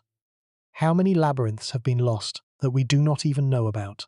how many buildings of comparable quality and comparable importance have been quarried away without leaving a single classical description, a single literary reference, a single textual trace that would alert us to their former existence.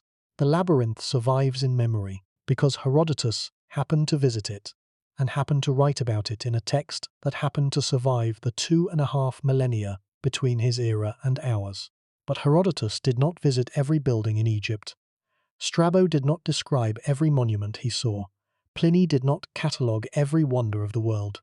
The classical literary record is itself a tiny and biased sample of the ancient world's architectural heritage, a handful of buildings that happened to attract the attention of writers whose works happened to be copied and preserved through the medieval period. The buildings that were not described, the buildings that the classical writers passed without comment, the buildings in regions that no classical writer ever visited, these are gone without a trace, without a memory, without even the literary ghost that haunts Hawara. The labyrinth is the loss we know about.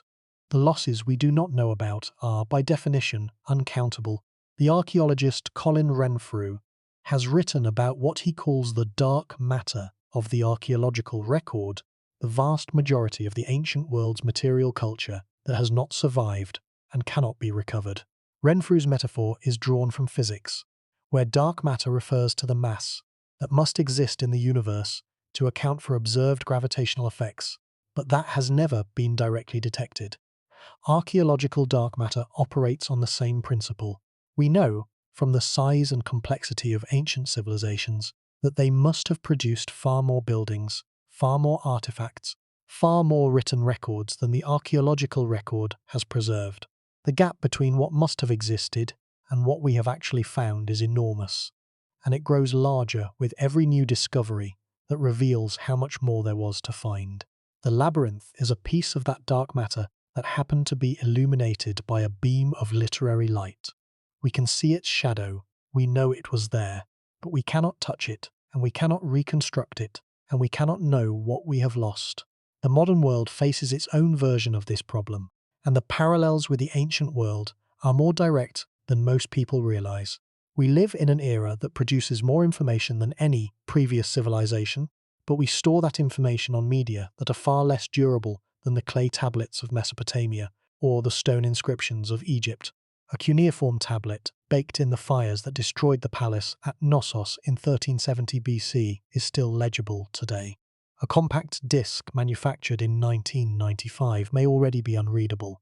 The digital revolution has created an unprecedented quantity of recorded knowledge, but it has also created an unprecedented vulnerability to loss.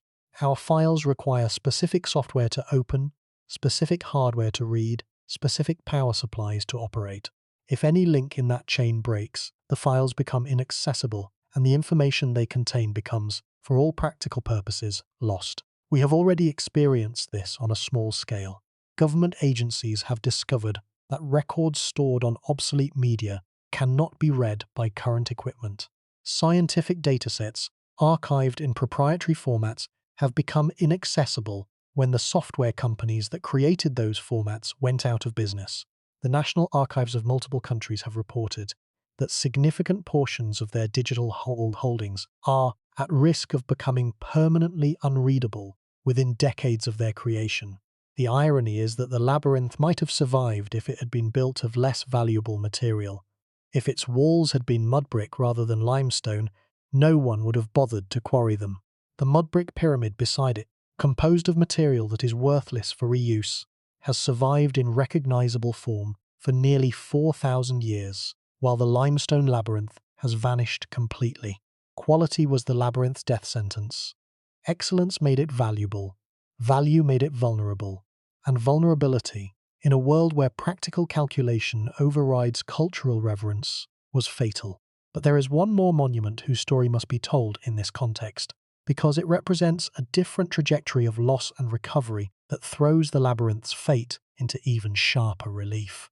Angkor Wat, the vast temple complex in what is now Cambodia, was the largest religious monument ever constructed, covering an area of approximately 162 hectares.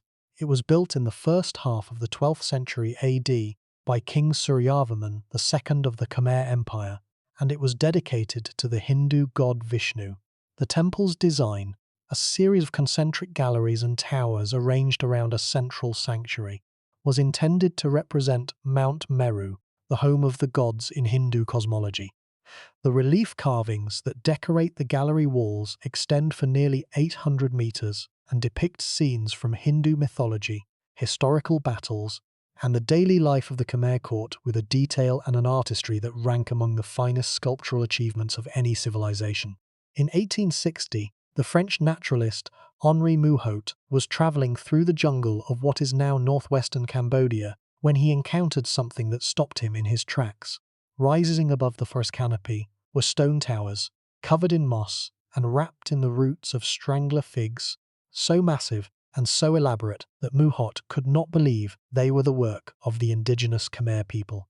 He wrote in his journal that the sight of the ruins produced a feeling of shock and admiration, and that a single glance at the scale of the architecture was enough to convince him that he was in the presence of something extraordinary. Mouhot's descriptions, published posthumously, brought Angkor to the attention of the European public and triggered a wave of exploration and archaeological investigation that continues to this day. The critical difference between Angkor Wat and the Labyrinth is survival through inaccessibility. Angkor Wat was not quarried because it was located deep in the Cambodian jungle, far from any major construction project that might have demanded its stone. The forest that swallowed the temple complex after the decline of the Khmer Empire in the 15th century was, paradoxically, its greatest protector. The roots that cracked the flagstones and toppled the walls also concealed the temple from the casual builders who might have quarried it. The humidity and the biological activity that accelerated the decay of some elements also created a protective canopy that shielded others from the direct tropical sun. Angkor Wat survived because the jungle hid it. The labyrinth was destroyed because nothing hid it. It sat in open desert, visible and accessible, a gleaming mass of pre-cut limestone waiting for anyone who needed building material. The discovery of Angkor Wat is a story of joyful recovery, of a lost monument found and reclaimed by a world that had forgotten it existed. The story of the labyrinth is the opposite.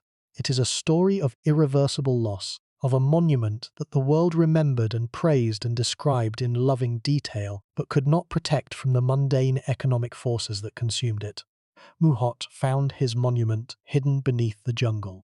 Petrie found his monument reduced to gravel.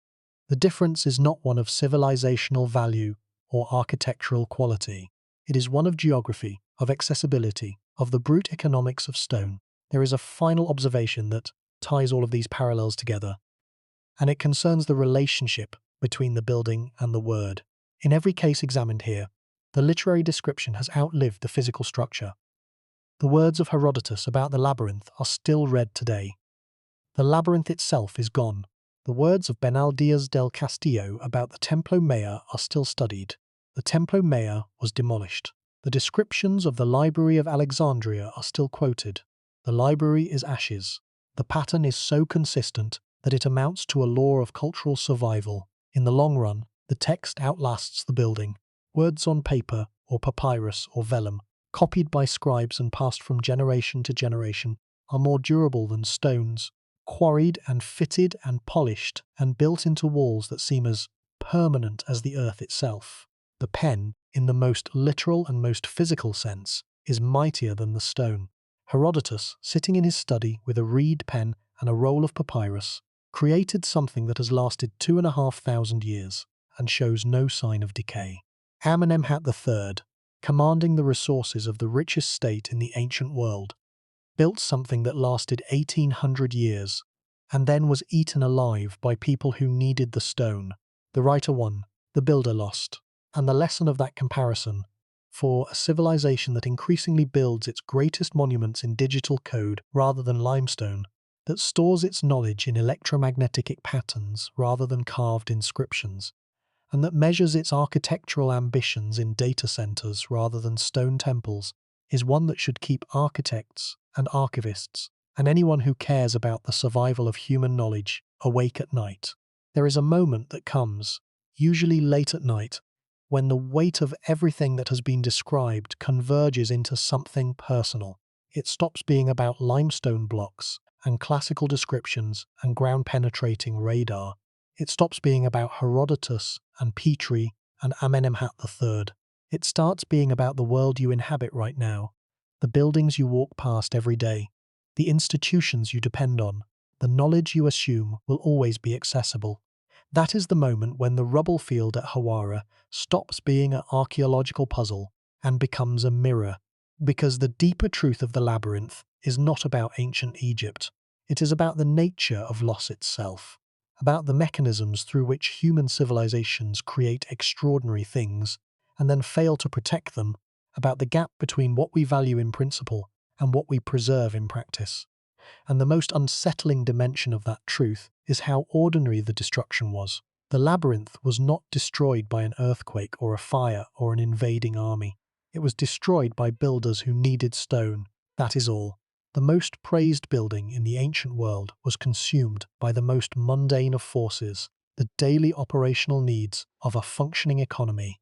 There was no villain, there was no malice, there was only a calculation, repeated thousands of times over centuries by thousands of different builders. This stone is here, it is already cut, it is the right size, and I need stone. The cumulative effect of those thousands of rational, practical, entirely defensible individual decisions was the complete annihilation of a wonder of the world. Let that sink in. The labyrinth was not destroyed by people who hated it. It was destroyed by people who did not think about it at all. The quarrymen who pulled the blocks from the labyrinth's walls were not making a statement about Egyptian culture or classical architecture, or the relative value of ancient monuments versus new construction. They were doing their jobs. They were meeting deadlines. They were filling orders for building material. The labyrinth was not murdered by its enemies. It was consumed by its neighbors, by ordinary people doing ordinary work, by the relentless operational logic of a society that needed stone and took it from the most convenient available source. This is not science fiction. This is the documented mechanism through which one of the most enduring works of human civilization was erased from the physical world. And the question it forces us to confront is simple and devastating. What are we consuming right now, at this moment, through the same ordinary mechanisms of practical convenience and economic efficiency? What institutions, what knowledge systems, what cultural treasures are being degraded not by deliberate destruction, but by the quiet accumulated effect of a million rational individual decisions, each one defensible in isolation, collectively fatal? The American social theorist Jane Jacobs wrote about the death of cities in terms that apply with uncomfortable precision to the death of the labyrinth. Jacobs argued that urban decline is rarely caused by a single dramatic event, but by a gradual erosion of the complex interdependent systems that sustain urban life. A neighborhood loses a grocery store, then it loses a school, then it loses a police station. Each loss makes the remaining institutions a little less viable, a little less connected, a little more vulnerable to the next loss. The process feeds on itself, accelerating as it progresses, until the tipping point is reached and the neighborhood collapses. The labyrinth experienced a version of this cascading failure.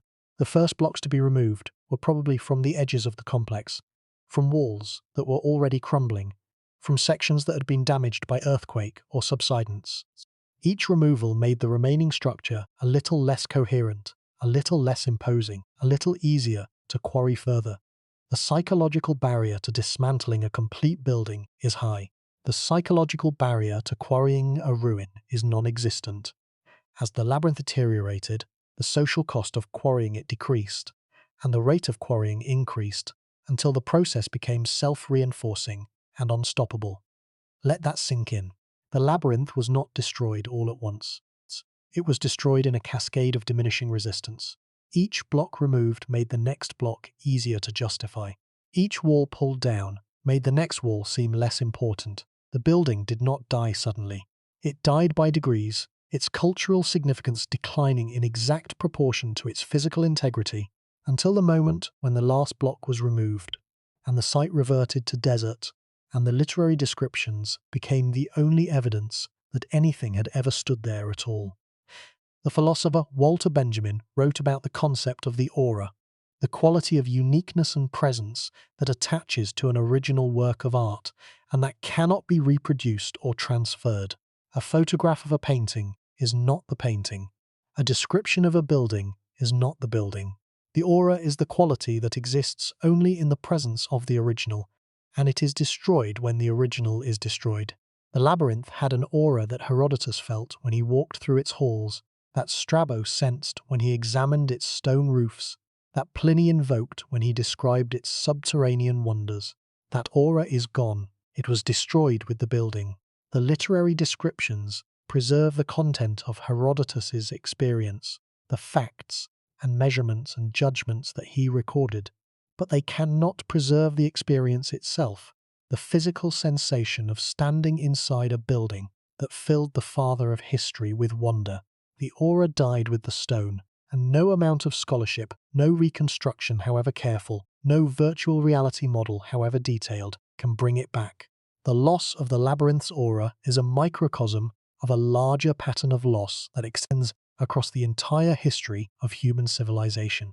We have lost the aura of the Library of Alexandria, the experience of walking through the largest collection of scrolls in the ancient world, and knowing that the accumulated knowledge of the Greek-speaking civilization was gathered in one place. We have lost the aura of the Colossus of Rhodes, the experience of sailing into the harbour and seeing a bronze figure standing 33 meters high against the Aegean sky.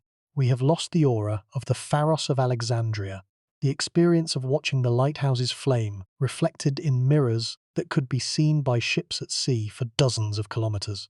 Each of these losses is individual and specific, the erasure of a particular spatial experience that existed once and can never be replicated.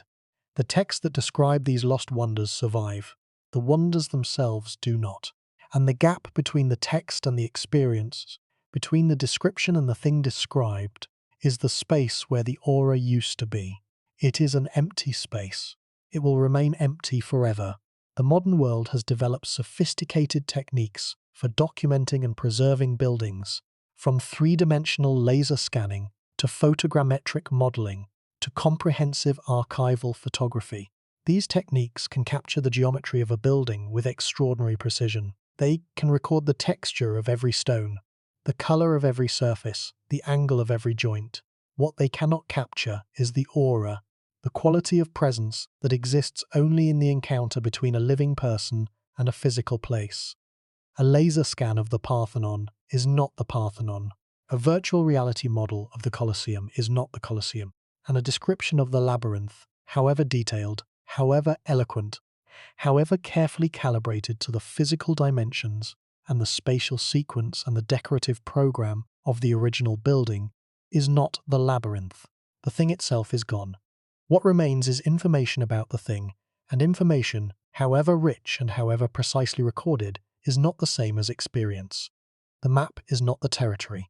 And when the territory has been quarried down to bedrock and the map is all that remains, the territory is lost in a way that no amount of mapping can redeem. There is a grief in this realization that goes beyond the merely intellectual. It is the grief of understanding that some losses are permanent, that some things, once destroyed, cannot be recovered by any technology, any expenditure, any effort of will or ingenuity. The labyrinth is gone. It will not come back. Even if the Minotaur expedition's radar findings are confirmed by future excavation, even if significant underground portions of the complex are found to survive, the building that Herodotus saw, the building that Strabo described, the building that 4 classical authors agreed was the most extraordinary structure in Egypt, is gone. The upper level, the level that visitors saw, the level that generated the descriptions that have haunted Egyptology for a century, was entirely above ground and was entirely quarried away. What might survive underground is the hidden level, the level that no visitor was permitted to see, the level about which even the eyewitnesses had only second-hand information. The known labyrinth is gone.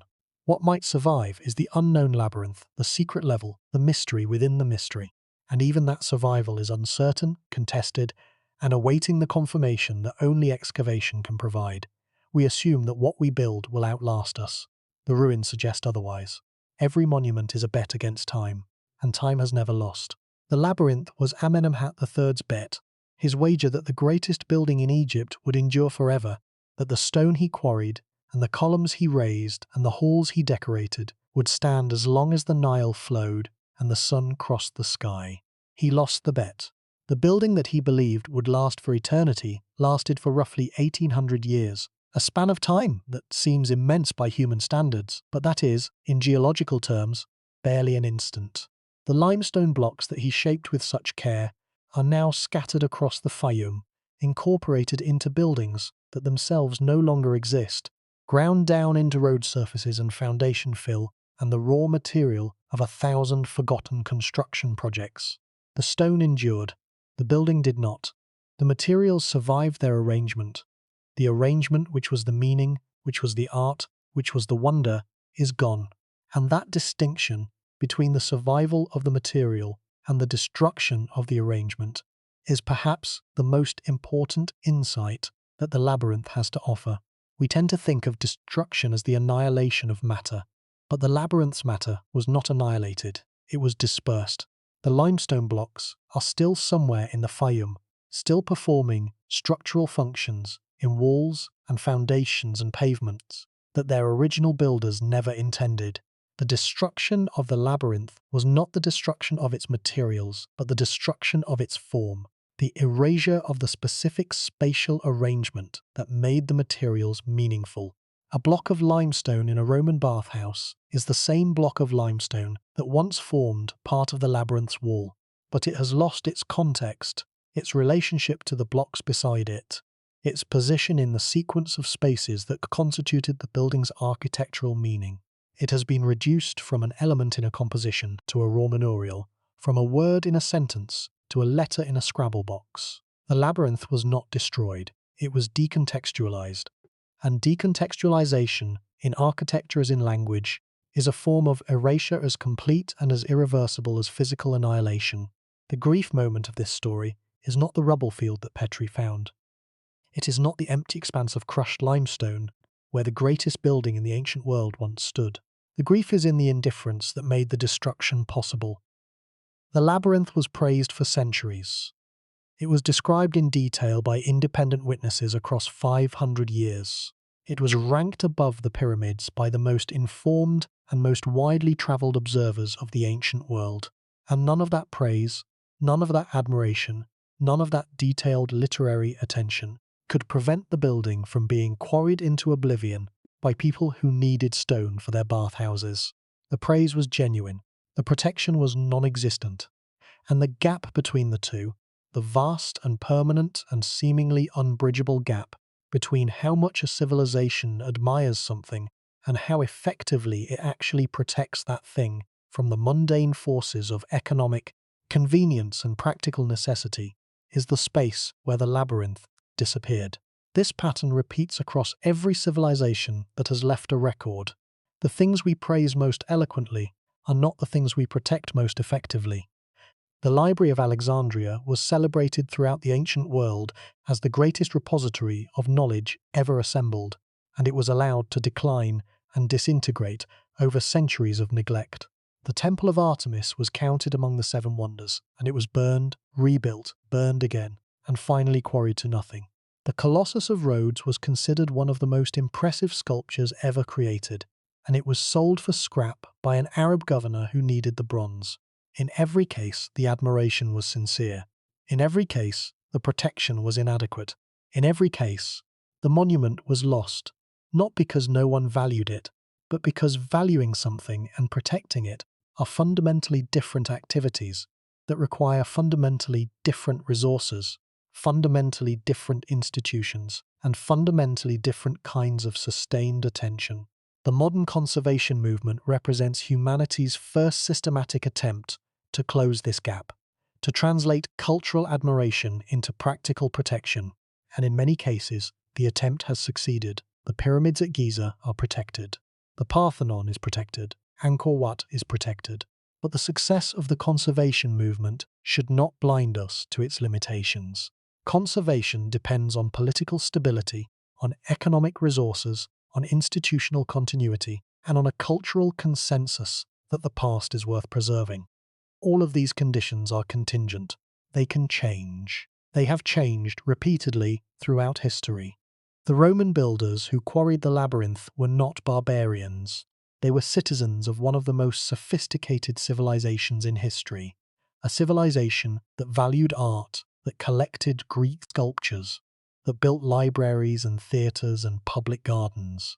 They understood beauty, they appreciated culture, they just needed stone more than they needed a building that no one was using.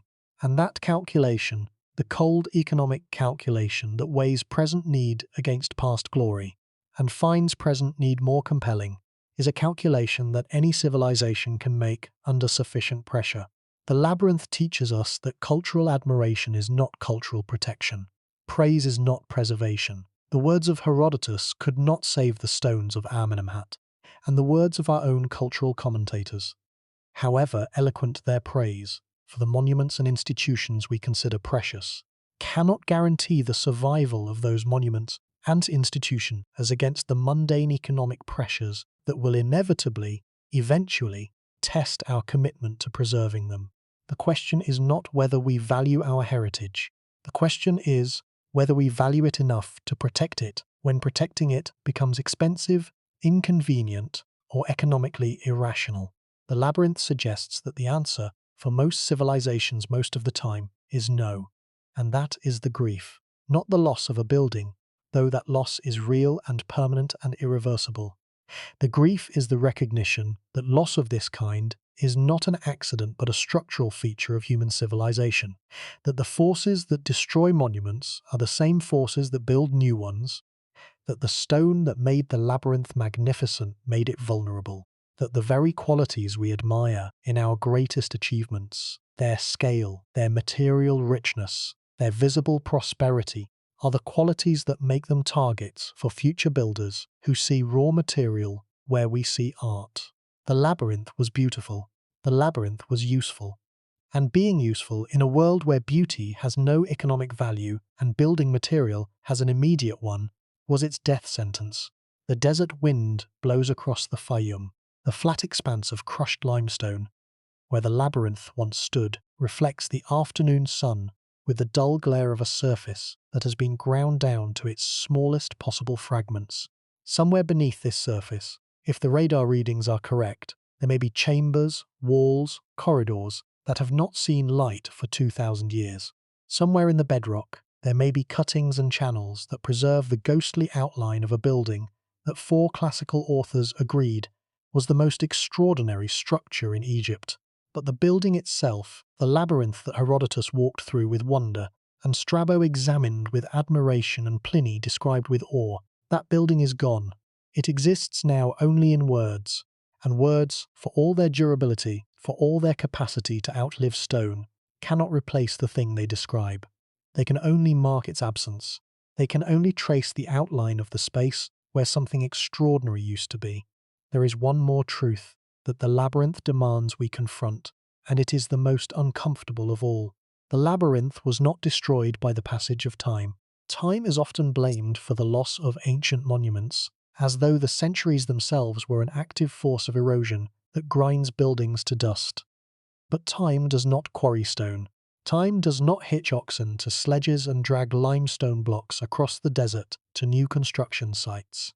Time does not calculate the economic value of pre-cut building material, and to decide that the convenience of quarrying an abandoned temple outweighs the cultural cost of destroying it. People do these things.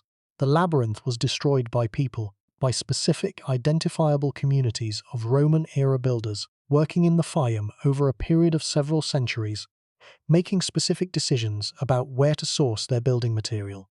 We do not know their names. We do not know the specific buildings they constructed with the labyrinth's stone, but we know they existed, and we know what they did, and the knowledge is both infuriating and strangely clarifying. The labyrinth was not destroyed by an abstraction. It was destroyed by human beings exercising human agency in pursuit of human goals. The loss was not inevitable. It was chosen, one block at a time, by people who had other options and chose the easiest one. This recognition transforms the story of the labyrinth from a tragedy of circumstance into a tragedy of choice. The building was not fated to be destroyed.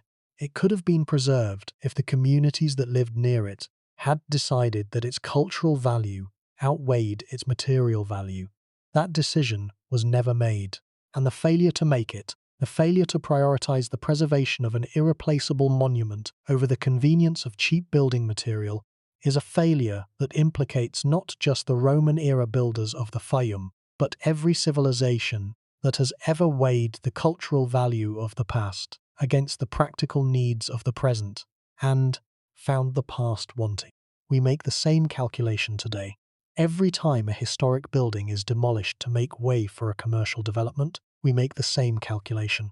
Every time a museum's funding is cut to pay for more immediate government expenditures, we make the same calculation.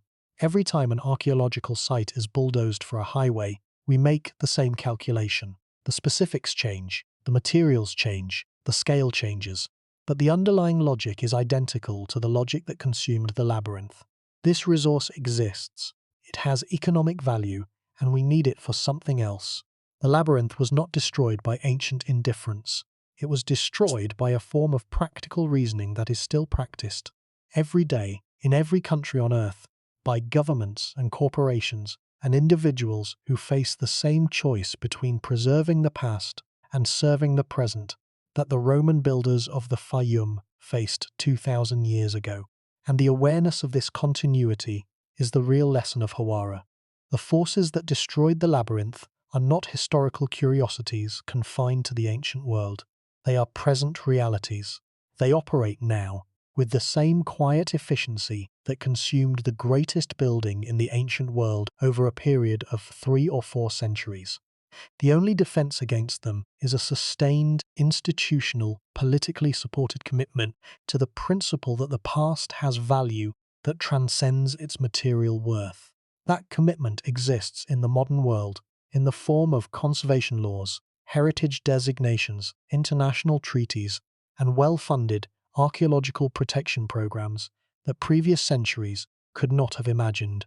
But it is fragile. It depends on political will. It depends on economic prosperity. It depends on cultural consensus. And all of these things, as the archaeological record demonstrates with painful clarity, can change. Step back now from the details. Step back from the literary descriptions and the archaeological trenches and the ground-penetrating radar and the cascading parallels of lost monuments across the ancient world. Step back and look at the full arc of what has been described here, because the story of the Labyrinth of Hawara is not, in the end, a story about a single building in a single country in a single period of history. It is a story about the relationship between creation and preservation, between building and remembering, between the things we make and the fragile systems of attention and care that determine whether those things survive. And it is a story that speaks, with uncomfortable directness, to the world we inhabit today. We live in a civilization that produces more buildings, more artifacts, more information, and more cultural products than any previous civilization in human history. We build skyscrapers that touch the clouds. We construct infrastructure networks that span continents. We generate petabytes of data every day. We create works of art, literature, music, and architecture in quantities that would have been incomprehensible to the builders of the labyrinth. And yet we have no reason to believe that our creations will be any more permanent than theirs. The forces that destroyed the labyrinth, the economic pressures that convert cultural monuments into raw materials, the institutional neglect that allows complex systems to degrade, the practical calculations that prioritize present needs over past achievements. These forces operate today with the same silent efficiency that consumed the greatest building in the ancient world. The philosopher Hannah Arendt wrote about the distinction between labor, work, and action, arguing that the products of work, the durable things we make with our hands, are the foundation of the human world, the stable framework within which human life unfolds. When those products are destroyed, the framework crumbles and the world becomes less stable, less habitable, less human. The destruction of the labyrinth was, in Arendt's terms, a diminishment of the human world, the removal of a piece of the durable framework that gives human civilization its stability and its meaning, and that diminishment is permanent. No future generation can undo it. No technology can reverse it. The labyrinth is gone, and the human world is smaller because of its absence. But the labyrinth also teaches us something about the relationship between the physical and the literary, between the stone and the word, that complicates Arendt's framework in productive ways. The physical labyrinth has been destroyed, but the literary labyrinth, the building that lives in the pages of Herodotus and Strabo and Diodorus and Pliny, survives. It has survived for 2,500 years. It has been read by millions of people across dozens of centuries. It has inspired scholars, architects, dreamers, and filmmakers. It has given the Western world a word, labyrinth, that has become one of the most evocative terms in the language for complexity, mystery, and the experience of being lost. The literary labyrinth is, in some ways, more powerful than the physical labyrinth ever was, because it exists in the imagination, where it cannot be quarried, cannot be consumed, cannot be reduced to building material. The words are more durable than the stones. The description has outlasted the thing described, and the irony of that survival, the strange reversal by which the shadow outlasts the substance, is itself one of the most profound lessons that the ancient world has to offer. Consider what this means for our own civilization. We build our greatest structures in materials that are vulnerable to the same forces that destroyed the labyrinth. Steel corrodes, concrete degrades, glass shatters. The skyscrapers and bridges and tunnels that define our built environment are maintained in functional condition only through continuous investment of money, expertise, and institutional attention. If that investment ceases, if the maintenance budgets are cut, if the trained engineers retire without successors, if the institutional knowledge that sustains these structures is lost, the structures themselves will begin to fail. And they will fail not dramatically, not all at once, but gradually, incrementally, one deferred maintenance cycle at a time, until the accumulated neglect reaches a tipping point, and the structure becomes unsalvageable. The American Society of Civil Engineers has repeatedly warned that the infrastructure of the United States is deteriorating at a rate that outpaces repair and replacement, assigning the nation's infrastructure grades that would be considered failing in any academic context. The parallel with the labyrinth is not exact, but it is close enough to be sobering. The greatest infrastructure projects of any civilization are only as permanent as the institutional commitment to maintain them. When that commitment falters, the infrastructure decays, and when the infrastructure decays past a certain point, it becomes, like the labyrinth, more valuable as raw material than as functioning structure. The labyrinth also raises questions about the selectivity of cultural memory. We remember the labyrinth because Herodotus wrote about it. We remember the Temple of Artemis because it was included in the list of 7 wonders. We remember the Library of Alexandria because classical authors described its collection. But how many comparable institutions, how many comparable buildings, how many comparable achievements of the ancient world have been completely forgotten? Not because no surviving text happens to mention them. The literary record is a filter that preserves some things and obliterates others, and the selection criteria are largely arbitrary. A building survives in memory because a particular writer happened to visit it, happened to be impressed by it, happened to write about it in a text that happened to be copied and preserved through the medieval period. A building of equal quality, equal importance, equal beauty, that happened not to attract the attention of any surviving writer, is gone without a trace, without even the literary ghost that haunts Hawara. The labyrinth is the famous loss. The unfamous losses, the losses we do not even know we have suffered, are by definition uncountable and ungrievable. For every labyrinth that Herodotus described, there were buildings of comparable quality in regions he never visited, in centuries whose literary output did not survive, in cultures whose languages were never recorded. The labyrinth's fame makes it the most visible example of architectural loss, but its visibility is misleading. It suggests that what we know about is what we have lost, when in fact what we know about is merely the visible portion of a loss, so vast and so pervasive that the mind cannot encompass it. The Egyptian archaeological record alone hints at the scale of the unknown losses. The mortuary temples of many pharaohs, including some of the most powerful rulers in Egyptian history, have been reduced to foundations or destroyed entirely. The temple of Amenemhat III at Thebes, which was reportedly one of the largest temple complexes in Egypt, is known primarily from the two massive statues. The Colossi of Memnon, that once flanked its entrance gate. The rest of the complex has been quarried away, its stone reused in the construction of later temples, its plan recoverable only through painstaking archaeological work that has been ongoing for decades.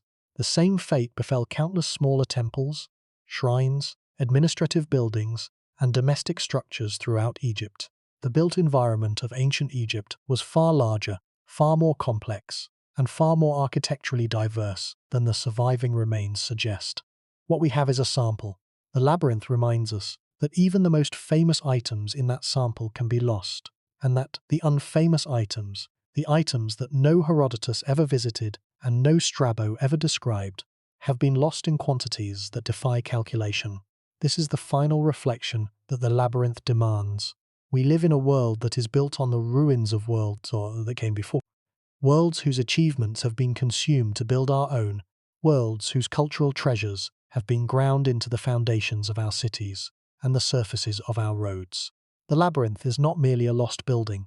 It is a representative of a category of loss so large that it constitutes one of the defining features of human civilization itself. We build, we consume what was built before, we are consumed in turn.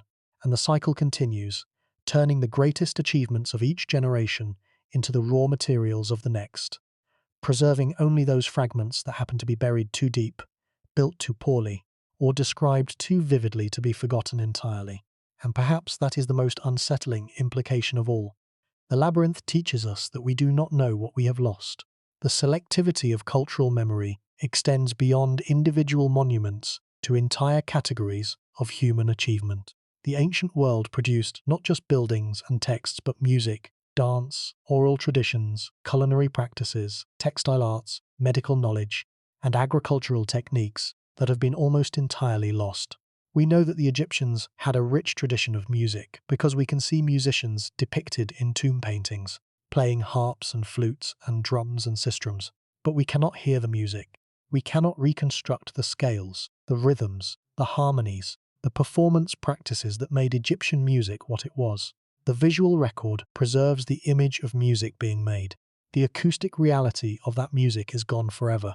The labyrinth is a visual and spatial loss. The music is an auditory loss. The culinary traditions are a gustatory loss. Each of these losses represents the permanent erasure of a specific dimension of human experience, a way of engaging with the world that existed once and can never be replicated. The modern world's response to this pattern of loss has been to create institutions of preservation, museums, archives, libraries, heritage organizations, whose explicit purpose is to prevent the kind of cultural destruction that consumed the labyrinth. These institutions represent an enormous investment of resources and a genuine commitment to the principle that the past has intrinsic value. They have succeeded in preserving millions of artifacts, billions of documents, and thousands of historic structures that would otherwise have been lost.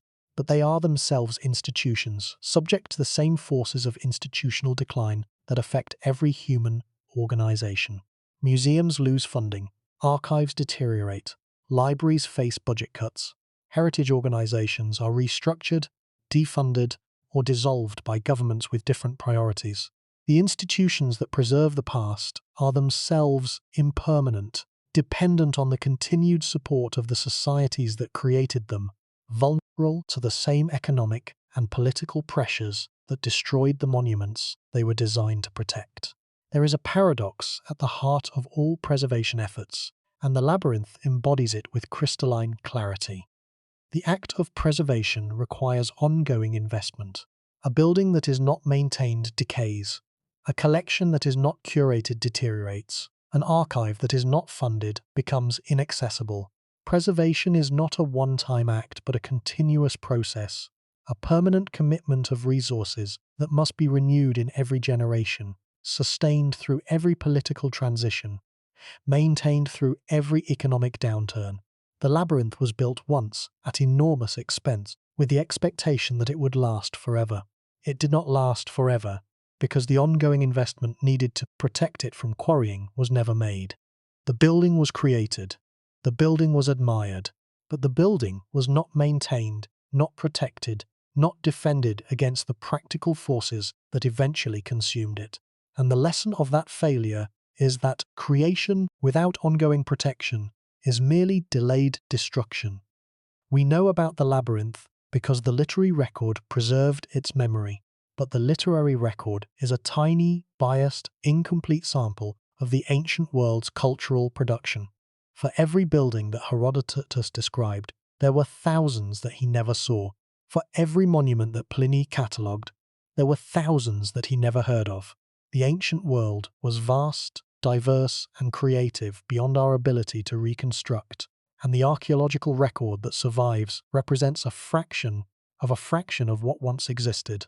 The labyrinth is the loss we can name. The losses we cannot name are immeasurably greater. The pyramid of Amenemhat III stands at the entrance to the Fayum, a dark, eroded mass of mud brick, rising above the flat, green farmland like a natural hill that has forgotten its own origins.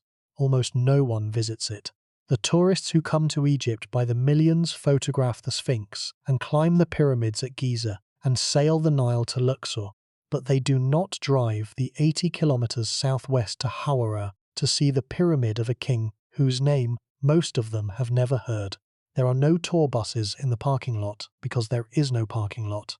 There are no information boards because there is no information to present that the flat, featureless terrain would not immediately contradict.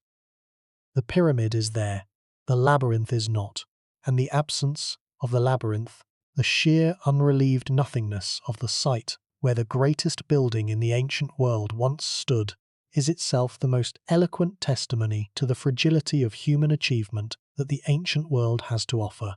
The question this documentary began with was straightforward. What was the Labyrinth of Hawara and what happened to it? The answer has turned out to be anything but straightforward.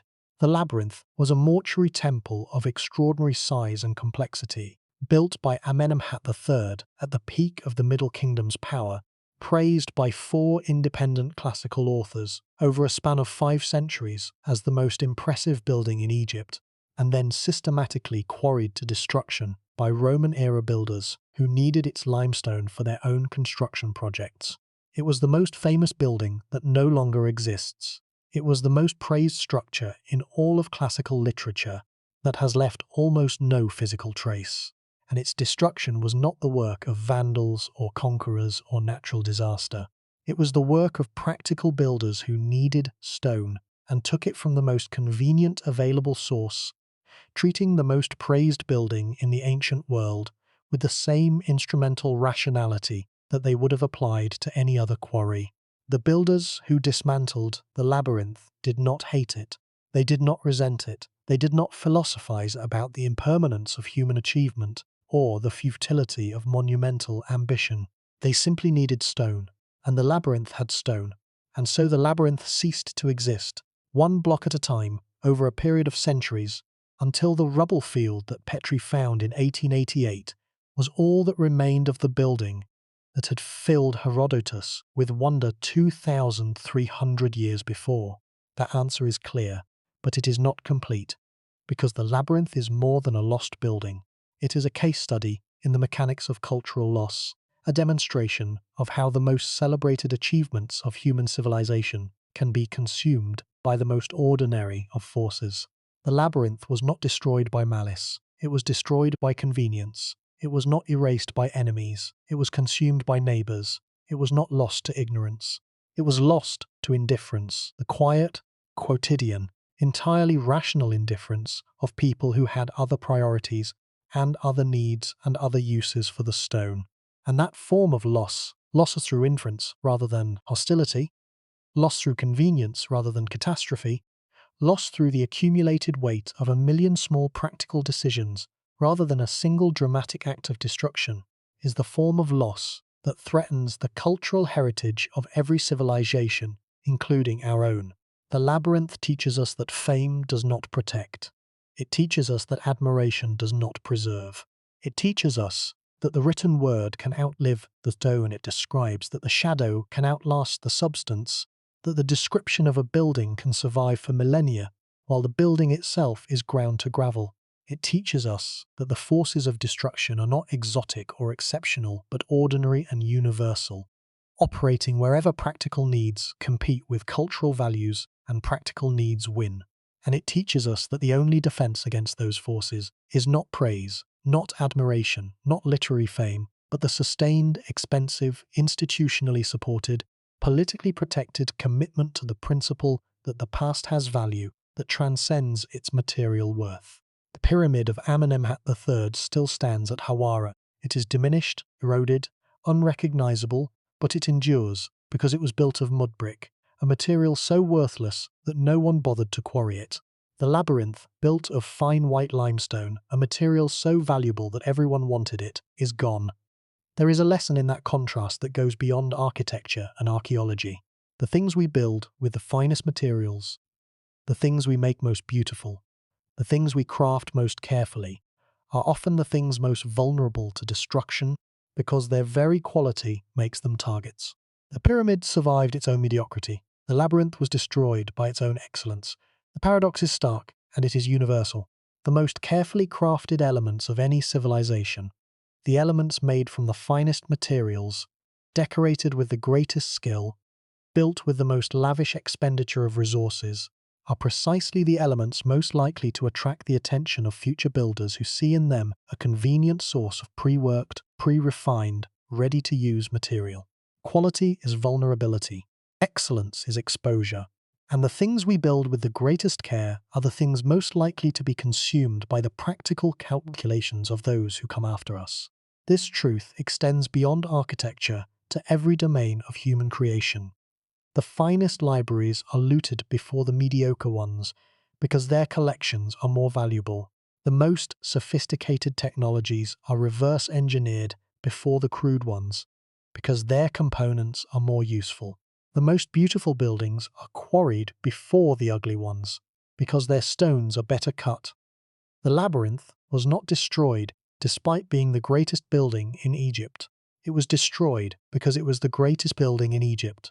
Its greatness was its weakness. Its fame was its vulnerability. And the lesson for anyone who creates anything of quality in any medium is that quality alone does not protect. Quality attracts. And what quality attracts is not always admiration. Sometimes what quality attracts is a builder with a sledgehammer and a cart, looking for the best available stone. Somewhere beneath the flat expanse of crushed limestone south of the pyramid, there may be chambers that Herodotus was never permitted to see, walls that Strabo never described, rooms that Pliny never catalogued. The ground-penetrating radar suggests their presence. The excavation that would confirm or deny their existence has not yet been conducted. Perhaps one day, the shovels and brushes of a future archaeological expedition will uncover the underground labyrinth, the secret level that no classical visitor was allowed to enter, and the discovery will rewrite our understanding of Middle Kingdom architecture and mortuary practice. Perhaps. But even if that day comes, the labyrinth that Herodotus walked through, the building that the father of history ranked above the pyramids, the structure that filled the most travelled mind in the ancient world with endless wonder, that labyrinth is gone. It exists only in words, in the descriptions that have outlived the stones by more than 1,000 years. The wind moves across the Fayum. The farmland stretches green to the horizon, fed by the canals that Amenemhat III built nearly 4,000 years ago. The pyramid rises dark against the sky, and south of the pyramid, where the labyrinth once stood, there is nothing, a flat expanse of crushed stone, reflecting the sun with the dull glare of something that has been ground down to its smallest possible fragments. The greatest building in the ancient world has been reduced to gravel.